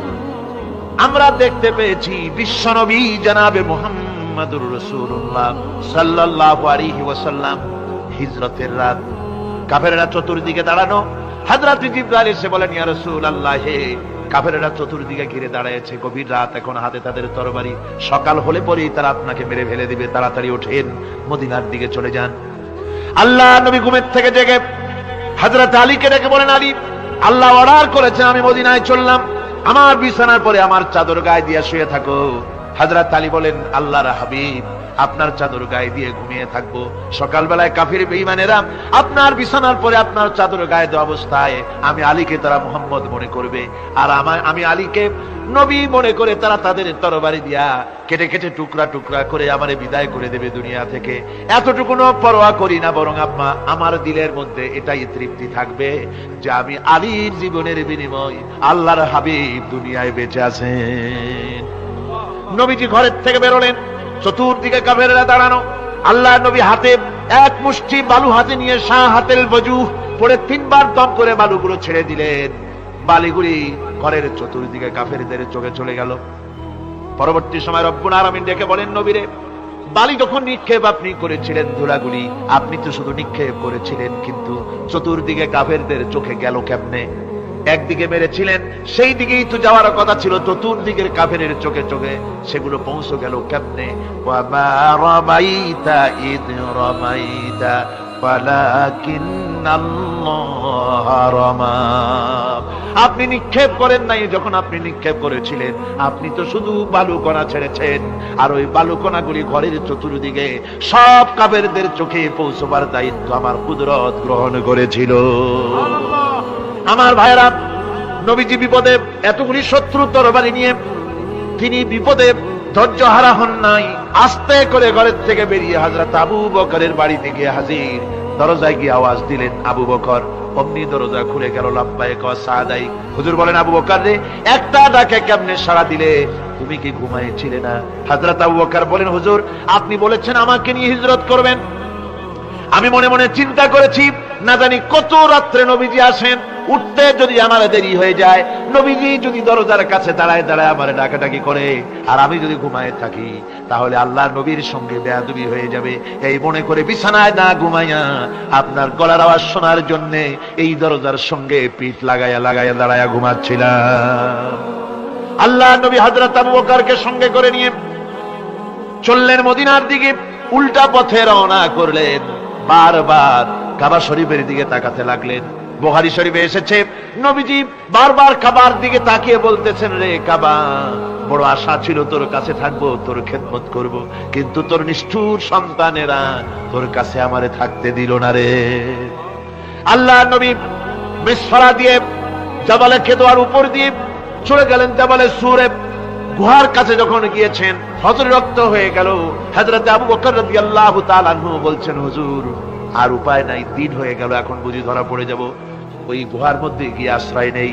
তবে আপনি দাঁড়ান, গুহার ভিতরেই পাহাড়িয়া গুহা, বিচ্ছু থাকতে পারে, সাপ থাকতে পারে, আমি আগে ঢুকি, যদি কোনো হিংস্র প্রাণী থাকে আমার উপর দিয়া আঘাত হয়ে যাক, আল্লাহর নবী হেফাজতে থাকুক। হযরত আবু বকর রাদিয়াল্লাহু তাআলা আনহু গুহার ভিতরে নামলেন। নেমে গুহা সাফ করে হুজুরকে ডাকলেন। হুজুর তাশরীফ ফরমালেন। গুহার মধ্যে। হুজুর বলেন, আবু বকর হেঁটে হেঁটে কষ্ট হয়ে গেছে, তুমি বসো, তোমার উরুর উপরে মাথা রেখে আমি একটু ঘুমায়ে যাই। আল্লাহর হাবিব ঘুমায় গেলেন। হযরত আবু বকর লক্ষ্য করে দেখেন চতুর্দিকে অনেকগুলি গর্ত দেখা যায়। এই গর্ত থেকে সাপ আসতে পারে, বিচ্ছু আসতে পারে মনে করে নিজের গায়ের চাদর ছিঁড়ে ছিঁড়ে গর্তগুলি বন্ধ করা শুরু করে দিলেন। কয়েকটা গর্ত বন্ধ করার মতো চাদর আর নাই, পাও দিয়ে চেপে ধরলেন। এক পাহাড়িয়া বিষধর সাপ বেরোবার জন্য চেষ্টা করে বেরোবার পথ খুঁজে না পেয়ে হযরত আবু বকরের পায়ের উপরে দংশন করেছে। বিষের যন্ত্রণায় হযরত আবু বকরের চোখ থেকে পানি দরদর করে পড়ছে। রাসূলুল্লাহর ঘুম ভেঙে গেল। আল্লাহর নবী তাকে বলেন, আবু বকর চোখে পানি কেন? বাড়ির কথা বুঝি মনে পড়ে গেছে? হযরত আবু বকর বলেন, ইয়া রাসূলুল্লাহ, আল্লাহর নামে কসম করে বলি, যেই দিন আমি ঈমান এনেছি ওই দিন থেকে আমার মা বাপ, আমার কোলে আমার সন্তান, আমার স্ত্রী, আমার জায়গা জমি ঘর বাড়ি, এমনকি আমার নিজের আত্মার চাইতে হুজুর আপনারে ভালোবাসি বেশি। তাহলে কাঁদো কেন? হযরত আবু বকর বলেন, হুজুর বাড়ির জন্য কাঁদি না, ছেলে পেলের জন্য কাঁদি না, সাপে দংশন করেছে, যন্ত্রণায় কাঁদতেছি। আল্লাহ নবী সঙ্গে সঙ্গে মুখ থেকে থুতু বার করে যন্ত্রণার জায়গায় লাগাই দিলেন। সঙ্গে সঙ্গে যন্ত্রণা বন্ধ হয়ে গেল। হুজুর বললেন, আবু বকর প্রথম যখন তোমার এই আঘাত করেছিল সাপে, আমাকে কেন তাড়াতাড়ি বলো নাই? এতক্ষণ তো তোমার কষ্ট হতো না। হযরত আবু বকর বলেন, ইয়া রাসূলুল্লাহ, ওটা তো সাপে কাটার যন্ত্রণা, ওই যন্ত্রণায় আমার রক্ত চলতেছে, যন্ত্রণায় যন্ত্রণায় আমার কলেজাটা যদি ফেটেও যেত, আল্লাহর হাবিব আরাম ফরমাচ্ছিলেন, আমি তাকে আরামে বিঘ্ন ঘটাতে পারতাম না। আমার ভাইয়েরা, হযরত আবু বকর হযরত রাসূল দুজন বসে আছেন। এমনি সময় কাফির বেঈমানেরা খুঁজতে খুঁজতে জায়গা মতো এসে গেছে। একজনে বলে ভিতরে আছে, আর একজনে বলে নাই। পায়ের যদি থাকবে তাহলে মাকড়সায় জাল বুনালো কি করে, পাখি ডিম পেড়ে বসে আছে কি করে, তাদের সন্দেহ হতে লাগলো। এর মধ্যে নাই একজন বলে আছে আর একজন বলে নাই। হযরত আবু বকর ভয়ের চোটে কেঁদে ফেলেছেন, হুজুর আর উপায় নাই। এই যে অবস্থা, এই অবস্থার ভিতরে, এই অবস্থার ভেতরেও আল্লাহ নবী এতটুকু ঘাবড়ে যান নাই। শত্রুরা তরবারি নিয়ে এসেছে, সুযোগ পেলেই একটু তাকালেই দেখতে পাবে, তুলে মেরে ফেলে দেবে। আল্লাহর হাবিব মোটেই ধৈর্য হারালেন না, এতটুকু হতাশ হলেন না। আল্লাহ পাকের হাবিব তার সাথীকে কি বললেন? তখন কোরআনে কারীম সূরা তাওবার মধ্যে আল্লাহ তা উদ্ধৃত করেছেন মুমিনদের জন্য, ইযহুমা ফিল গার إذ يقول لصاحبه لا تحزن إن الله معنا। ও আমার সাথী, ও বন্ধু, ভয় করো না, চিন্তা করো না, আমরা মাইনরিটি নই, আমরাই মেজরিটি। তার কারণ আল্লাহ আমাদের সাথে আছেন। সুবহানাল্লাহ। রাসূলুল্লাহ সাল্লাল্লাহু আলাইহি ওয়াসাল্লাম অত্যন্ত সাদাসিধে জীবন যাপন করতেন। হিজরত করে মদিনায় গিয়ে ইসলামী রাষ্ট্র কায়েম করার পরও তার দায়িত্বতা কাটেনি। হাদিসে এসেছে সে কথা। হযরত আবু হুরায়রা রাদিয়াল্লাহু তাআলা আনহু বলেন, আমি রাসূলুল্লাহর কাছে গেলাম, হুজুরকে গিয়ে সালাম করলাম। আল্লাহর নবী সালামের জবাব দিলেন, কিন্তু দেখতে পেলাম মুখ নড়ে, আওয়াজ বেরোলো না। কারণ কি? কাছে গিয়ে দেখি নবীজি ক্ষুধার যন্ত্রণায় কথা বলতেছেন, আওয়াজ বেরোতেছে না। এত ক্ষুধা লেগেছে আল্লাহর নবীর। 2-4 দিন চলে গেছে, খাবার নাই। রাসূলুল্লাহ সমস্ত গনিমতের মাল, যাকাত সদকার মালগুলি, খাদ্য দ্রব্যগুলি দুহাতে বিতরণ করেছেন। নিজের পেটে খাবার নাই, মানুষকে দিতেছেন। দিতে দিতে এশার নামাজ পড়ে নবীজি ঘরের মধ্যে প্রবেশ করে হযরত আয়েশা সিদ্দিকা রাদিয়াল্লাহু তাআলা আনহাকে ডেকে বলেন, আয়েশা রে, সারাদিন কষ্ট করেছি, দারুণ ক্ষুধা লেগেছে, তাড়াতাড়ি করে কিছু খাবার আমারে এনে দাও। হযরত আয়েশা হুজুরের ক্ষুধার্ত শ্রান্ত ক্লান্ত চেহারার দিকে তাকাইয়া হযরত আয়েশা কেঁদে ফেলেছেন। হযরত আয়েশা কাঁদেন আর বলেন, ইয়া রাসূলুল্লাহ, আল্লাহর নামের কসম করে বলি, আমি আয়েশার ঘরে কোনো পানি ছাড়া কোনো খাবার নাই। এই ছিল রাসূলের আদর্শ। হাদিস শরীফে এসেছে, আল্লাহর নবী বলেন, তোমরা যদি রাষ্ট্রীয় ক্ষমতায় যাও, বাড়ি না থাকলে সরকারি খরচ একটা বাড়ি নিতে পারো। তোমার যদি যানবাহন না থাকে, সরকারি খরচে যানবাহন নিতে পারো। ছেলে মেয়ের কাপড় চোপড়, লেখাপড়া, শিক্ষা চিকিৎসার জন্য যদি না থাকে, তাহলে তুমি সরকার থেকে নিতে পারো। কিন্তু এর থেকে এক চুল পরিমাণ যদি পাও বাড়াও, সরকারের মাল জনগণের মাল, এর থেকে প্রয়োজনের বাইরে যদি তুমি নিজের জন্য নিতে থাকো, কিয়ামতের দিন আল্লাহর দরবারে চোরের কাতারে তোমারে দাঁড়ানো লাগবে। দুনিয়ায় যত সম্মান পাও না কেন, কিয়ামতে আল্লাহর দরবারে কিসের কাতারে দাঁড়াবে? চোরের কাতারে দাঁড়াতে হবে। রাসূল পাক সাল্লাল্লাহু আলাইহি ওয়াসাল্লাম এমন এক সমাজ কায়েম করেছিলেন। আমার হতাশাগ্রস্ত ছাত্ররা, যেসব ছাত্ররা সমাজতন্ত্র তোমরা করো, যারা সমাজতন্ত্র করতে হতাশাগ্রস্ত হয়েছে, এখন যাবো কোথায় বলে হতাশ হয়ে গিয়েছো তোমরা, আমরা তোমাদেরকে দাওয়াত দেই, কোরআনের মাহফিল থেকে দাওয়াত দেই, ফিরে আসো। হতাশ হওয়ার কোনো কারণ নাই। লেনিন মরার, ও মরে গেছে। কার্ল মার্কস মরার, মরে গেছে, পচে গেছে, গলে গেছে, দুনিয়া থেকে শেষ হয়ে গিয়েছে। আল্লাহ নবীর নেতৃত্ব, সূর্য যতদিন উঠবে আর ডুববে, নবীদের নেতৃত্ব শেষ হবে না। ওই নেতৃত্বে আসো, রাসূলের নেতৃত্ব মেনে নাও, কোরআনের শাসন মেনে নাও, তাহলেই শান্তি পাবে তোমরা।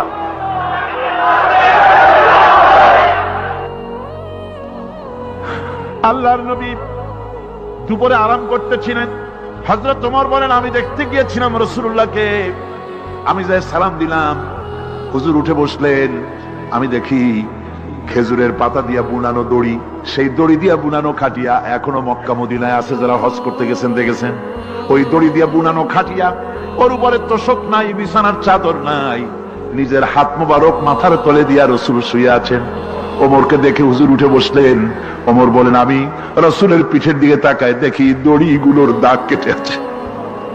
আমি সহ্য করতে পারলাম না, আমি শিশুর মতো ডুকরে কেঁদে উঠলাম, বললাম, ইয়া রাসূলুল্লাহ, এই পৃথিবীর কাফির বেঈমানেরা এত শান্তি করলো দুনিয়ায়, আর আল্লাহর হাবিবের পিঠে দড়ির দাগ বরদাস্ত করতে পারছি না, আপনি আমার অনুমতি দেন, একটা তোশক আপনার জন্য বানাই দেই।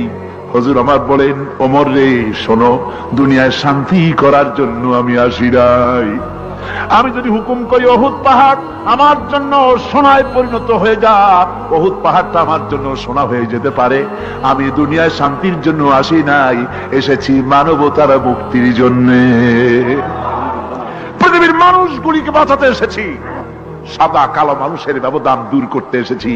রাসূলুল্লাহ নারীর অধিকার দিলেন, সাদা কালো মানুষের ব্যবধান দূর করে দিলেন, পাহাড় সমান উঁচা সাদা কালো মানুষের অধিকারকে প্রতিষ্ঠিত করলেন, বললেন মানুষে মানুষে কোনো পার্থক্য নাই, আরবের উপরে অনারবের, অনারবের উপরে আরবের, ভাষার সাদার উপরে কালোর, কালোর উপরে সাদার, কোন বর্ণ বৈষম্য ইত্যাদি দিয়ে মানুষের ফজিলত হয় না, মানুষের মর্যাদা বাড়ে। ইন্না আকরামাকুম ইনদাল্লাহি আতকাকুম, মানুষের মধ্যে মর্যাদা তোমাদের মধ্যে আল্লাহর কাছে তার, যে ব্যক্তি তোমাদের মধ্যে আল্লাহকে বেশি ভয় করে। সুবহানাল্লাহ কোন, সুবহানাল্লাহ কোন। আমার ভাইয়েরা, নবীজি মদিনা মুনাওয়ারায় ইসলামী রাষ্ট্রের রাষ্ট্রপ্রধান হয়েছেন। আজ বাজারে যেতেছেন, যাওয়ার সময় ডেকে ডেকে বলেন, বিধবাদের বাড়ির সামনে দিয়ে যায়, তোমাদের বাজার লাগবে নাকি? এতিমের বাড়ির সামনে থেকে যায়, তোমাদের বাজার লাগবে নাকি? আমারে বলো, আমি বাজার করে এনে দেব। নিজের পেটে খাবার নাই, দুয়ারে দুয়ারে খাবার পৌঁছে গেছে, খাবারের অভাব নাই, মানুষ খাওয়া পেয়েছে, পড়া পেয়েছে, চুরি ডাকাতি বন্ধ হয়ে গেছে। হুজুর বলেন, খায়রুল কুরুনে কারনি, সর্বশ্রেষ্ঠ যুগ আমার যুগ।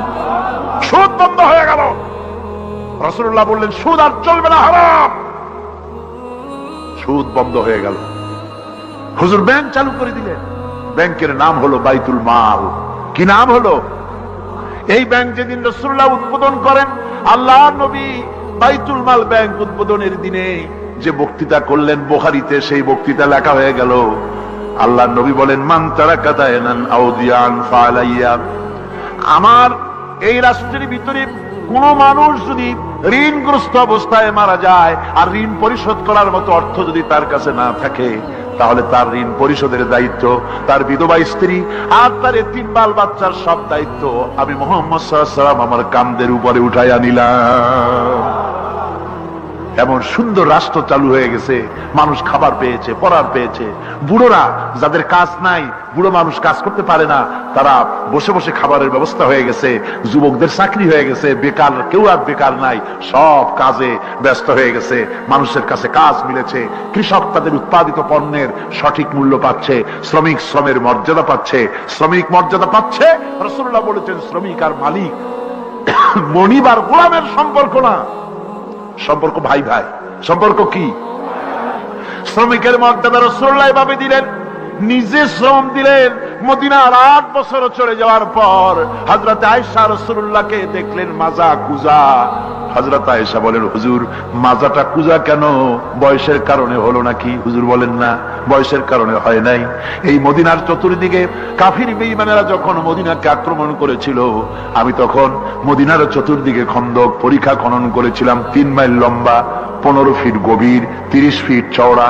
সাহাবীরা মাটি কেটেছে, আমি মাটি বহন করেছি, আবার আমি মাটি কেটেছি, সাহাবীরা মাটি কেটেছে, মাটি কেটে আর মাটির ঝুড়ি বহন করে করে কোমরে যে বেদনা হয়েছিল আজ পর্যন্ত সেই বেদনা সেরে যায় নাই।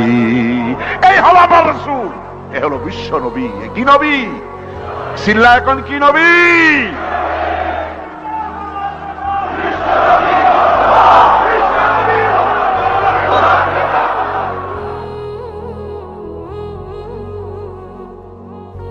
বিসমিল্লাহির রহমানির রহিম। সর্বযুগের সর্বকালের সর্বশ্রেষ্ঠ মহামানব রাহমাতুল্লিল আলামিন হযরত মুহাম্মদ সাল্লাল্লাহু আলাইহি ওয়াসাল্লাম, যার জীবনের প্রতিটি অংশে আছে শিক্ষা, মহান রব্বুল আলামিনের অকৃত্রিম বন্ধু রাসূলুল্লাহ সাল্লাল্লাহু আলাইহি ওয়াসাল্লামের জীবন থেকে শিক্ষা গ্রহণ আমাদের সবারই একান্ত কর্তব্য। এখন আমাদের সামনে রাসূল করিম সাল্লাল্লাহু আলাইহি ওয়াসাল্লামের জীবনের নানা দিক নিয়ে আলোচনা করছেন আন্তর্জাতিক খ্যাতিসম্পন্ন মুফাসসিরে কোরআন ও বিশিষ্ট ইসলামী চিন্তাবিদ হযরত মাওলানা দেলোয়ার হোসাইন সাঈদী। শব্দগ্রহণে মাহসিন সাউন্ড সিস্টেম, প্রযোজনায় সিএইচপি, পরিবেশনায় স্পন্দন অডিও ভিজুয়াল সেন্টার, ঢাকা। আল্লাহ রাব্বুল আলামিন বলেন, মা ইয়ানতিকু আনিল হাওয়া ইন হুয়া ইল্লা ওয়াহিয়ুন ইউহা। আমার নবী নফসকে অনুসরণ করে, প্রবৃত্তিকে অনুসরণ করে কোনো কথা বলেন না। আমার নবী যেটা বলেন সেটা হলো ওহী। আমি যা বলতে বলি তাই তিনি বলেন। ওয়ালাউ তাকাওয়ালা আলাইনা বা'দাল আকাবিল। আমার নবী যদি নিজের থেকে বানিয়ে কোনো কথা যদি কোরআনের ভিতরে আমার নামে চালাই দিতেন, আমি আল্লাহ রাব্বুল আলামিন আমার নবীর ডান হাতকে চেপে ধরতাম, আর তার কণ্ঠ নালীকে আমি আল্লাহ রাব্বুল আলামিন কেটে ফেলে দিতাম। তিনি যা বলেছেন সব কার কথা? আল্লাহ পাকের কথা। তিনি হচ্ছেন গোটা বিশ্বের সর্বশ্রেষ্ঠ চরিত্রের আধার। তার চরিত্রের সার্টিফিকেট আল্লাহ পাক দিচ্ছেন। চরিত্রের সার্টিফিকেট কে দিলেন? আল্লাহ পাক দিয়েছেন। কোরআনে কারীমের মধ্যে আল্লাহ রাব্বুল আলামিন বলেন, ওয়া ইন্নাকা লাআলা খুলুকিন আযীম। নবী হে, আপনি হচ্ছেন পুত পবিত্র চরিত্রের উপরে প্রতিষ্ঠিত। সুবহানাল্লাহ ওয়া বিহামদিহি। আপনি শ্রেষ্ঠ চরিত্রের উপরে প্রতিষ্ঠিত।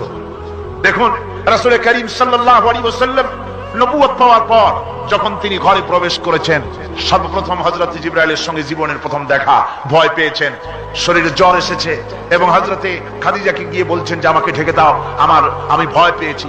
হযরতে খাদিজাতুল কুবরা রাদিয়াল্লাহু তাআলা আনহা তিনি রাসূলকে বলছেন, আবুল কাসেম, হে কাসেমের পিতা, আপনার ভয় পাওয়ার কোনো কারণ নাই। আপনাকে জিন বা শয়তান কোনো অনিষ্ট করতে পারে না, কারণ আপনি এতিমদেরকে, মিসকিনদেরকে খেতে দেন, আপনি বিধবাকে আশ্রয় দেন, আপনি প্রতিবেশীর হক আদায় করেন, আপনি আত্মীয়দের হক আদায় করেন। কি সার্টিফিকেট দিচ্ছেন? স্ত্রী তো স্বামীর জন্য ভালোবাসা দিতে পারে, মহব্বত দিতে পারে, জান দিতে পারে, কিন্তু ঈমান তো আনতে পারে না। ঈমান আনা তো সহজ ব্যাপার না। কিন্তু রাসূল করিম সাল্লাল্লাহু আলাইহি ওয়াসাল্লাম যখন তাকে তাওহীদের দাওয়াত দিলেন, রিসালাতের দাওয়াত দিলেন এবং বললেন আমি নবী, হযরত খাদিজা এক মুহূর্ত দেরি করেন। হযরতে খাদিজা তার কাছে রাসূলুল্লাহ যখন রিসালাতের দাওয়াত পেশ করলেন, সঙ্গে সঙ্গে হযরত খাদিজা পড়ে নিলেন, লা ইলাহা ইল্লাল্লাহু মুহাম্মাদুর রাসূলুল্লাহ। জোরে জোরে পড়েন, লা ইলাহা ইল্লাল্লাহ, লা ইলাহা ইল্লাল্লাহ।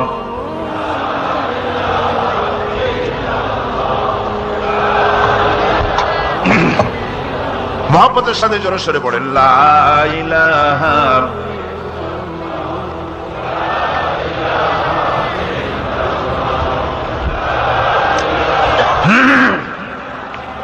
লা ইলাহা ইল্লাল্লাহু মুহাম্মাদুর রাসূলুল্লাহ।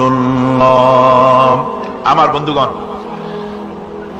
রাসূল করিম সাল্লাল্লাহু আলাইহি ওয়াসাল্লামের উপরে স্ত্রী ঈমান আনলেন।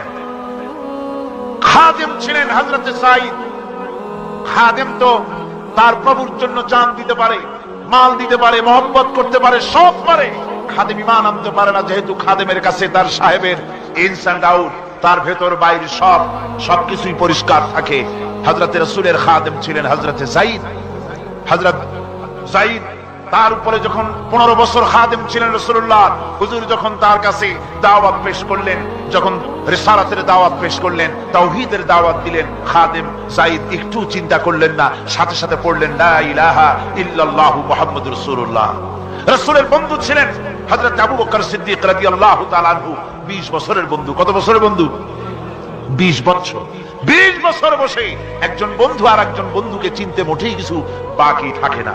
হযরত আবু বকর রাদিয়াল্লাহু তাআলা আনহু তার কাছে যখন রাসূলুল্লাহ নবুয়তের দাওয়াত পেশ করলেন, হযরতে আবু বকর রাদিয়াল্লাহু তাআলা আনহু এক মুহূর্ত দেরি করেন নাই, বলেছেন আপনার চরিত্র নবুয়তের চরিত্র। আগেই বুঝতে পেরেছি সাধারণ মানুষের চরিত্র এমন হতে পারে না। তিনিও কালেমা পড়ে মুসলমান হয়ে গেলেন। সাহাবায়ে কেরাম রাসূলের প্রতি এই মহব্বত, এই শ্রদ্ধা তারা পোষণ করেছেন। নবী তার চরিত্র দিয়ে মানুষের সামনে নিজেকে প্রকাশ করেছেন। তার চরিত্র দুই রকম ছিল না, চরিত্র এক রকম ছিল। ব্যক্তিগত চরিত্র আর পারিবারিক চরিত্র দুই রকম না। তার ব্যক্তিগত যে চরিত্র ওইটাই ছিল তার ঘরের চরিত্র, সেটা ছিল ঘরের, সেটাই ছিল বাইরের। হযরত আয়েশা সিদ্দিকা রাদিয়াল্লাহু তাআলা আনহা সাহাবীদের প্রশ্নের জবাবে বলেছেন রাসূলের চরিত্র হচ্ছে কোরআন। রাসূলের চরিত্র কি? কোরআন। রাসূলুল্লাহ এই পৃথিবীতে কেন আসছেন? আসার কারণ হলো তিনি হচ্ছেন আদর্শ। আল্লাহর নবী বলেছেন লাকাদ কানা লাকুম ফি রাসূলিল্লাহি উসওয়াতুন হাসানাহ, তোমাদের জন্য গ্রহণযোগ্য মহত্তম আদর্শ হতেছে তোমাদের রাসূল। তোমাদের রাসূলের ভিতরে তোমাদের আদর্শ রয়েছে, তার কাছ থেকে তোমরা আদর্শ গ্রহণ করো। তিনি এতিমের আদর্শ, শিশুর আদর্শ, কিশোরদের আদর্শ, যুবকের আদর্শ, তরুণের আদর্শ, বৃদ্ধের আদর্শ, পিতার আদর্শ, নানার আদর্শ, স্বামীর আদর্শ, সেনাপতির আদর্শ, শ্রমিকের আদর্শ, রাষ্ট্রপ্রধানেরও সকলের জন্য আদর্শ। যেই যুগে বেহাপনার উলঙ্গপনা দিয়েছিল সমাজ ভর্তি, আল্লাহর ঘর তাওয়াফ করে নারী আর পুরুষেরা উলঙ্গ হয়ে, সেই যুগে রাসূলুল্লাহ যখন কাবা শরীফ রিকনস্ট্রাকশন হচ্ছিল, পুনর্নির্মাণ হচ্ছিল, তখন তিনি বহন করছিলেন পাথরগুলি মাথায় করে। তার চাচা তাকে বললেন তোমার তো বড্ড কষ্ট হচ্ছে, তুমি এখন এইটাকে ঘাড়ের উপরে, লুঙ্গিটা খুলা ঘাড়ের উপরে রেখে তারপর এটা বহন করো। হুজুর যখন লুঙ্গির গিরায় হাত দিয়েছেন খুলবেন এই চিন্তা করে, ঘাড়ের উপরে রেখে পাথর বহন করবেন, লুঙ্গির গিটে হাত দিয়েছেন, খোলেন নাই। লুঙ্গির গিটের উপরে হাত রেখে তিনি চিন্তা করলেন এতগুলি লোকের সামনে কাপড়টা খুললে পরে কি শরম হবে। কাপড়টা খোলেনি নাই, শুধু খুললে পরে কি লজ্জা হবে। এই আগাম শরমের অনুভূতিতে মুহাম্মদ সাল্লাল্লাহু আলাইহি ওয়াসাল্লাম বেহুশ হয়ে জমিনের উপরে পড়ে গেছে। আদর্শ কাকে বলে? শিশুর আদর্শ, কিশোরের আদর্শ, স্বামীর আদর্শ, পিতার আদর্শ, নানার আদর্শ, গোটা পৃথিবীর সমস্ত মানুষের আদর্শ রাসূল করিম সাল্লাল্লাহু আলাইহি ওয়াসাল্লাম। তার কাছে তিনি স্ত্রীদের আদর্শ ছিলেন, তিনি নানার আদর্শ ছিলেন। ইমাম হোসেনকে তিনি কোলে নিচ্ছেন, ঘাড়ে উঠছে বাচ্চা, বুকের উপরে উঠছে। একজন সাহাবী বলছেন হুজুর বাচ্চা পেলে আপনি এত আদর করেন, আমার তো ৬-৭টা ছেলে মেয়ে, আমি মোটে কোলেও নি না, আর জীবনে একবার সুমাও খাই না, আমার মোটে ইচ্ছেই করে না। হুজুর বললেন আল্লাহ যদি তোমার দিলের মধ্যে রহম পয়দা না করেন তো আমি কি করতে পারি? হুজুর বাচ্চাকে নিয়ে আদর করছেন। ইমাম হোসেনকে বলছেন হোসেন কে বড় বলো তো, তুমি বড় না আমি বড়? হোসেন বলছেন আনাজি আমি আপনার থেকে বড়। আশ্চর্য কথা, তুমি আমার থেকে বড় কিভাবে? হোসেন বলছেন আনাজি বলুন তো আপনার পিতার নাম কি? হুজুর বলছেন আমার পিতার নাম আব্দুল্লাহ। হোসেন বলছেন এই আব্দুল্লাহ এই পর্যন্তই শেষ, আপনি তো আমার পিতার মতো পিতা পান নাই, আমার আব্বার মতো আব্বা আপনার আছে।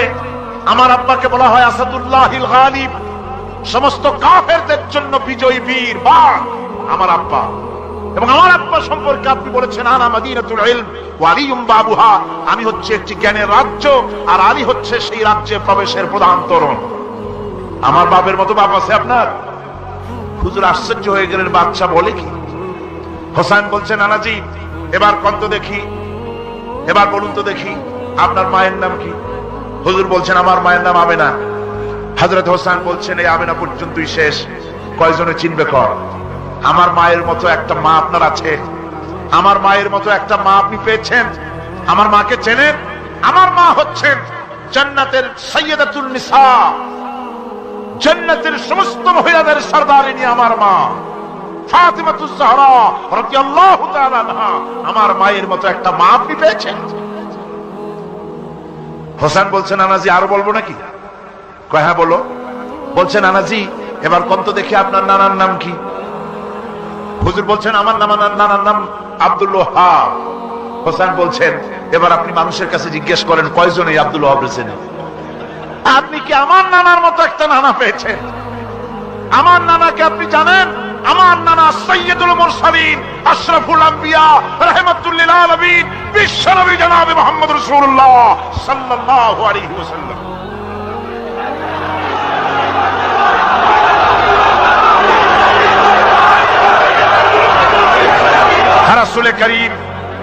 রাসূল করিম সাল্লাল্লাহু আলাইহি ওয়াসাল্লাম হোসেনকে বুকের সাথে জড়িয়ে ধরে হোসেনের ঠোঁটের উপরে, তার চিবুকের উপরে, তার গণ্ডদেশে, তার কপলে বারবার চুমু খেতে লাগলেন আর বললেন, নানা আমি আজকে তোমার সামনে হেরে গেলাম। সুবহানাল্লাহি ওয়া বিহামদিহি। কি আদর করতেন তিনি বাচ্চাদেরকে। রাসূলুল্লাহ রাস্তা দিয়ে যেতেন আর বাচ্চারা খেলাধুলা ছেড়ে রাসূলের কাছে ছুটে আসতো। একবার তো রাসূলুল্লাহ একটা বাচ্চার মাথায় হাত বুলিয়ে খেলা ছেড়ে দিয়ে ছুটে আসছে। হুজুর তাকে জিজ্ঞেস করলেন, তোমার সাথে যে পাখিটা থাকতো সেই লাল পাখিটা কই? ছেলে তো কেঁদে ফেললো। ছেলে বলে ফেললো যে আপনি বিশ্বনবী, আমি একটা ছোট্ট মানুষ, আমার পাখির খবর আপনি রাখেন। সুবহানাল্লাহি ওয়া বিহামদিহি। রাসূলুল্লাহ তার চরিত্র দিয়ে মানুষকে জয় করেছিলেন, মহব্বত দিয়ে। তরবারি দিয়ে ইসলাম প্রতিষ্ঠিত হয় নাই, ইসলাম এসেছে মহব্বত দিয়ে, উদারতা দিয়ে, ভালোবাসা দিয়ে। তরবারি দিয়ে ইসলাম বিজয় হয় নাই পৃথিবীর বুকে। পিতামাতার প্রতি ভালোবাসা ইসলামের এক মহান শিক্ষা, যা দেখতে পাওয়া যায় রাসূলুল্লাহ সাল্লাল্লাহু আলাইহি ওয়াসাল্লামের চরিত্রে। আল্লাহ রাব্বুল আলামিন বলেন, وَقُلْ لَهُمَا قَوْلًا كَرِيمًا। মা বাবার সঙ্গে সম্মানজনক কথা বলো, খবরদার বেয়াদবি করবে না। আর মা বাবার জন্য, তাদের জন্য আমি আল্লাহ রাব্বুল আলামিনের কাছে দোয়া করো, রব্বিরহামহুমা কামা রাব্বায়ানি সাগীরা। পড়েন সবাই, রব্বিরহামহুমা কামা রাব্বায়ানি সাগীরা।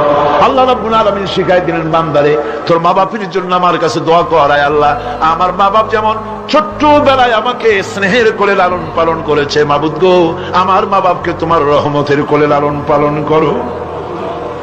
আল্লাহ শিখাই দিচ্ছে। হাদিস শরীফে এসেছে, হুজুর বসে আছেন মসজিদে নববীতে, সাহাবায়ে কেরাম বসা। এক বৃদ্ধা মহিলা প্রবেশ করেছেন মসজিদে, হুজুর তাকে দেখে দাঁড়ায় গেলেন। মহিলা আসার পর নবীজি নিজের গায়ের চাদর বিছিয়ে দিলেন।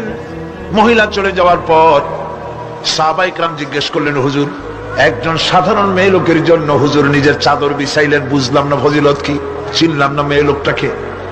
হুজুর বলেন, সাহাবীরা চাদর তো ভালো, হক তো আদায় করতে পারি নাই, চিনতে পারো নাই, তোমরা বুঝতে পারো নাই। আমি দুনিয়া আসার পর আমার মায়ের দুধ আমার কিসমতে তেমন হয় নাই, আমি আমার মায়ের যত্ন তেমন পাই নাই, স্নেহ আদর তেমন পাই নাই। যার বুকের দুধ খাইয়া, যার কোলে কাখে চড়ে আমি বড় হয়েছি, ইনি আমার সেই দুধ মা হযরতে হালিমাতুস সাদিয়া। বন্ধুরা, মা যদি বেঁচে থাকে, রাত্রে বাড়ি গিয়ে পায়ে ধরুন, বলেন মা অন্যায় করেছি, জীবনে বহু বেয়াদবি করেছি, আমার মাফ করে দাও। বিশ্বাস করুন, মা বাপের যদি খেদমত করেন, মা বাপ যদি রাজি থাকে, রিস্কে, খাদ্যে, টাকায়, ইজ্জতে জীবনেও কষ্ট হবে না। বিপদে অবিচলতার মুক্ত প্রতীক বিশ্বনবী মুহাম্মদ সাল্লাল্লাহু আলাইহি ওয়াসাল্লাম। সর্ব অবস্থায় আল্লাহর উপর ভরসা করে ধৈর্য ধরার ক্ষেত্রে তিনি স্থাপন করেছিলেন এক অনন্য দৃষ্টান্ত। হিজরতের ঘটনা তার প্রকৃষ্ট উদাহরণ। আমার ভাইরা, বিপদে অবিচলতা আমাদেরকে পয়গম্বরেরা শিক্ষা দান করেছেন। আমরা দেখতে পেয়েছি বিশ্বনবী জনাবে মুহাম্মদুর রাসূলুল্লাহ সাল্লাল্লাহু আলাইহি ওয়াসাল্লাম হিজরতের রাত, কাফেররা চতুর্দিকে দাঁড়ানো। হযরত জিবরাইল এসে বলেন, ইয়া রাসূলুল্লাহ, হে কাফেরেরা চতুর্দিকে ঘিরে দাঁড়িয়েছে, গভীর রাত, এখন হাতে তাদের তরবারি, সকাল হলে পরেই তারা আপনাকে মেরে ফেলে দিবে, তাড়াতাড়ি ওঠেন, মদিনার দিকে চলে যান।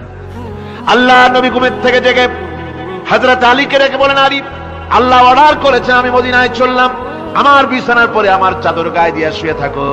হযরত আলী বলেন, আল্লাহর হাবিব, আপনার চাদর গায়ে দিয়ে ঘুমিয়ে থাকবো, সকালবেলায় কাফির বেঈমানেরা আপনার বিছানার পরে আপনার চাদর গায়ে দেওয়া অবস্থায় আমি আলীকে তারা মুহাম্মদ মনে করবে, আর আমি আলীকে নবী মনে করে তারা তাদের তরবারি দিয়া কেটে কেটে টুকরা টুকরা করে আমারে বিদায় করে দেবে দুনিয়া থেকে। এতটুকুনো পরোয়া করি না, বরং আমার দিলের মধ্যে এটাই তৃপ্তি থাকবে যে আমি আলীর জীবনের বিনিময় আল্লাহর হাবিব দুনিয়ায় বেঁচে আছেন। নবীজি ঘরের থেকে বেরোলেন, চতুর্দিকে কাফেররা দাঁড়ানো, আল্লাহ নবী হাতে এক মুষ্টি বালু হাতে নিয়ে শাহাদাতুল ওযুহ পড়ে 3 বার দম করে বালুগুলো ছেড়ে দিলেন। বালিগুলি ঘরের চতুর্দিকে কাফেরদের চোখে চলে গেল। পরবর্তী সময় রব্বুল আলামিন ডেকে বলেন, নবীরে, বালি যখন নিক্ষেপ আপনি করেছিলেন, ধুলাগুলি আপনি তো শুধু নিক্ষেপ করেছিলেন, কিন্তু চতুর্দিকে কাফেরদের চোখে গেল কেমনে? একদিকে মেরেছিলেন, সেই দিকেই তো যাওয়ার কথা ছিল, চতুর্দিকের কাফেরের চোখে চোখে সেগুলো পৌঁছে গেল কেমনে? ওয়ামা রামাইতা ইদ রামাইতা ওয়ালাকিন্নাল্লাহ রামা। আপনি নিক্ষেপ করেন নাই, যখন আপনি নিক্ষেপ করেছিলেন আপনি তো শুধু বালুকণা ছেড়েছেন, আর ওই বালুকণাগুলি ঘরের চতুর্দিকে সব কাফেরদের চোখে পৌঁছবার দায়িত্ব আমার কুদরত গ্রহণ করেছিল। আমার ভাইরা, নবীজি বিপদে, এতগুলি শত্রু তরবারি নিয়ে তিনি বিপদে ধৈর্য হারা হন নাই, আস্তে করে ঘরের থেকে বেরিয়ে হযরত আবু বকরের বাড়িতে গিয়ে হাজির। দরজায় গিয়ে আওয়াজ দিলেন, আবু বকর। অমনি দরজা খুলে গেল, লাব্বাইক ওয়া সাদাইক। হুজুর বলেন, আবু বকর রে, একটা ডাকে কেমনে সাড়া দিলে? তুমি কি ঘুমাইছিলে না? হযরত আবু বকর বলেন, হুজুর, আপনি বলেছেন আমাকে নিয়ে হিজরত করবেন, আমি মনে মনে চিন্তা করেছি, না জানি কত রাত্রে নবীজি আসেন, উঠতে যদি আমার দেরি হয়ে যায়, নবীজি যদি দরজার কাছে দাঁড়ায় দাঁড়ায় আমারে ডাকাডাকি করে, আর আমি যদি ঘুমায় থাকি, তাহলে আল্লাহর নবীর সঙ্গে বেয়াদবি হয়ে যাবে। এই মনে করে বিছানায় না ঘুমাইয়া আপনার গলার আওয়াজ শোনার জন্য এই দরজার সঙ্গে পিঠ লাগাইয়া লাগাইয়া দাঁড়াইয়া ঘুমাচ্ছিলাম। আল্লাহর নবী হযরত আবু বকরকে সঙ্গে করে নিয়ে চললেন মদিনার দিকে, উল্টা পথে রওনা করলেন। বারবার কাবা শরীফের দিকে তাকাতে লাগলেন। বুখারী শরীফে এসেছে, নবীজি বারবার কাবার দিকে তাকিয়ে বলতেছেন, রে কাবা, বড় আশা ছিল তোর কাছে থাকবো, তোর খেদমত করব, কিন্তু তোর নিষ্ঠুর সন্তানেরা তোর কাছে আমারে থাকতে দিল না রে। আল্লাহ নবী মিসফালা দিয়ে জাবালে কেদোয়ার উপর দিয়ে চলে গেলেন জাবালে সুরে। গুহার কাছে যখন গিয়েছেন, ফজর রক্ত হয়ে গেল। হযরত আবু বকর রাদিয়াল্লাহু তাআলা আনহু বলছেন, হুজুর, আর উপায় নাই, দিন হয়ে গেল, এখন বুঝি ধরা পড়ে যাব, ওই গুহার মধ্যে গিয়ে আশ্রয় নেই।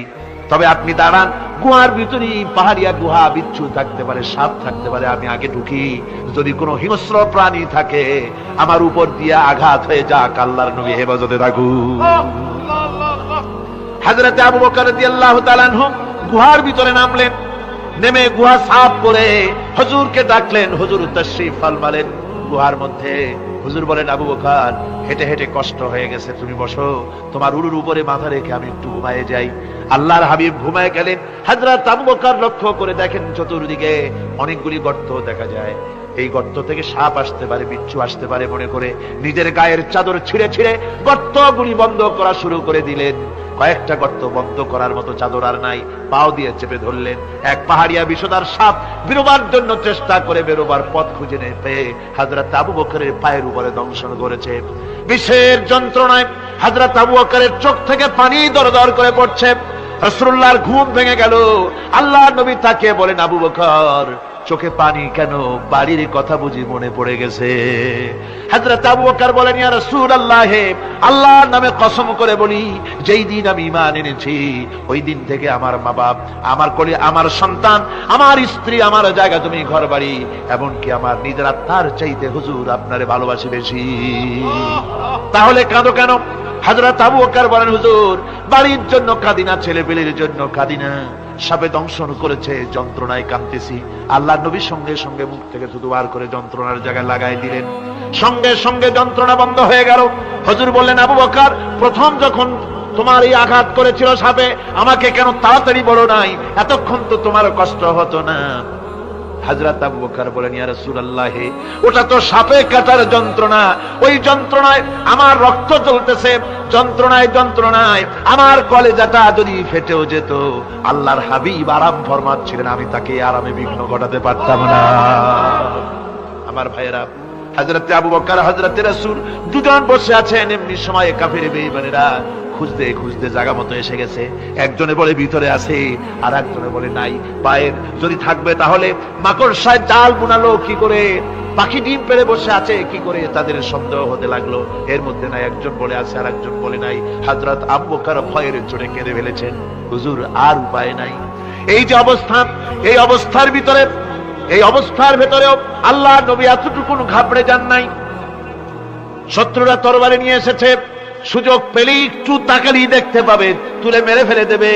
আল্লাহর হাবিব মোটেই ধৈর্য হারালেন না, এতটুকুন হতাশ হলেন না। আল্লাহ পাকের হাবিব তার সাথীকে কি বললেন তখন? কোরআনে কারীম সূরা তাওবার মধ্যে আল্লাহ তা উদ্ধৃত করেছেন মুমিনদের জন্য, ইযহুমা ফিল গার ইয ইয়াকুলু লিসাহিবিহি লা তাহজান ইন্নাল্লাহা মা'ানা। ও আমার সাথী, ও বন্ধু, ভয় করো না, চিন্তা করো না, আমরা মাইনরিটি নই, আমরাই মেজরিটি। তার কারণ আল্লাহ আমাদের সাথে আছেন। সুবহানাল্লাহ। রাসূলুল্লাহ সাল্লাল্লাহু আলাইহি ওয়াসাল্লাম অত্যন্ত সাদাসিধে জীবন যাপন করতেন। হিজরত করে মদিনায় গিয়ে ইসলামী রাষ্ট্র কায়েম করার পরও তার দায়িত্বটা কাটেনি। হাদিসে এসেছে সে কথা।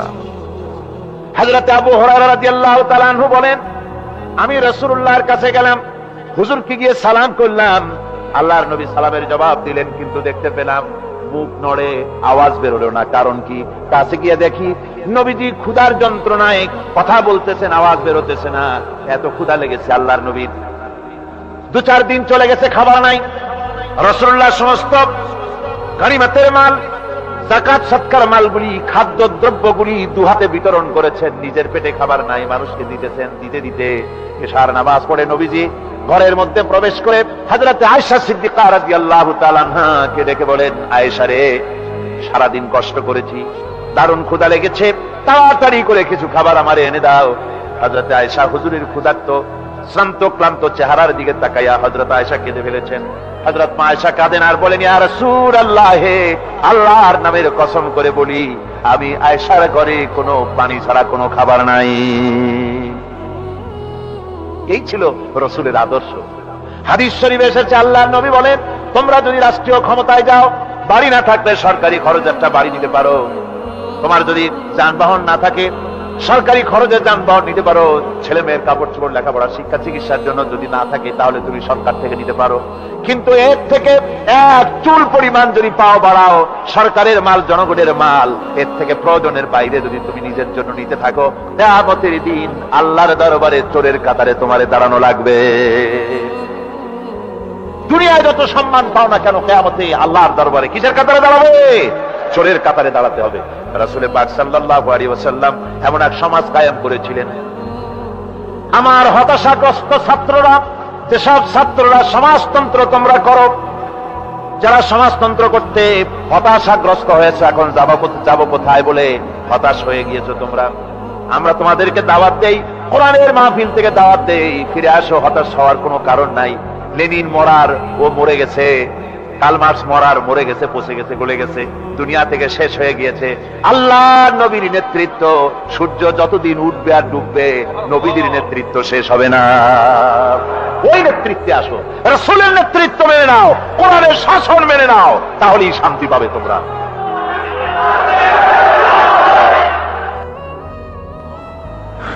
আল্লাহর নবী দুপুরে আরাম করতেছিলেন। হযরত ওমর বলেন, আমি দেখতে গিয়েছিলাম রাসূলুল্লাহকে, আমি যাই সালাম দিলাম, হুজুর উঠে বসলেন।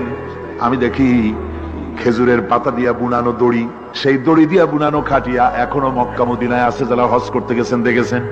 ওই দড়ি দিয়া বুনানো খাটিয়া, ওর উপরে তোশক নাই, বিছানার চাদর নাই, নিজের হাত মোবারক মাথার তলে দিয়া রাসূল শুয়ে আছেন। ওমরকে দেখে হুজুর উঠে বসলেন। ওমর বলেন, আমি রাসূলের পিঠের দিকে তাকায় দেখি দড়িগুলোর দাগ কেটে আছে। আমি সহ্য করতে পারলাম না, আমি শিশুর মতো ডুকরে কেঁদে উঠলাম, বললাম, ইয়া রাসূলুল্লাহ, এই পৃথিবীর কাফির বেঈমানেরা এত শান্তি করলো দুনিয়ায়, আর আল্লাহর হাবিবের পিঠে দড়ির দাগ বরদাস্ত করতে পারছি না। আপনি আমার অনুমতি দেন, একটা তোষক আপনার জন্য বানাই দেই।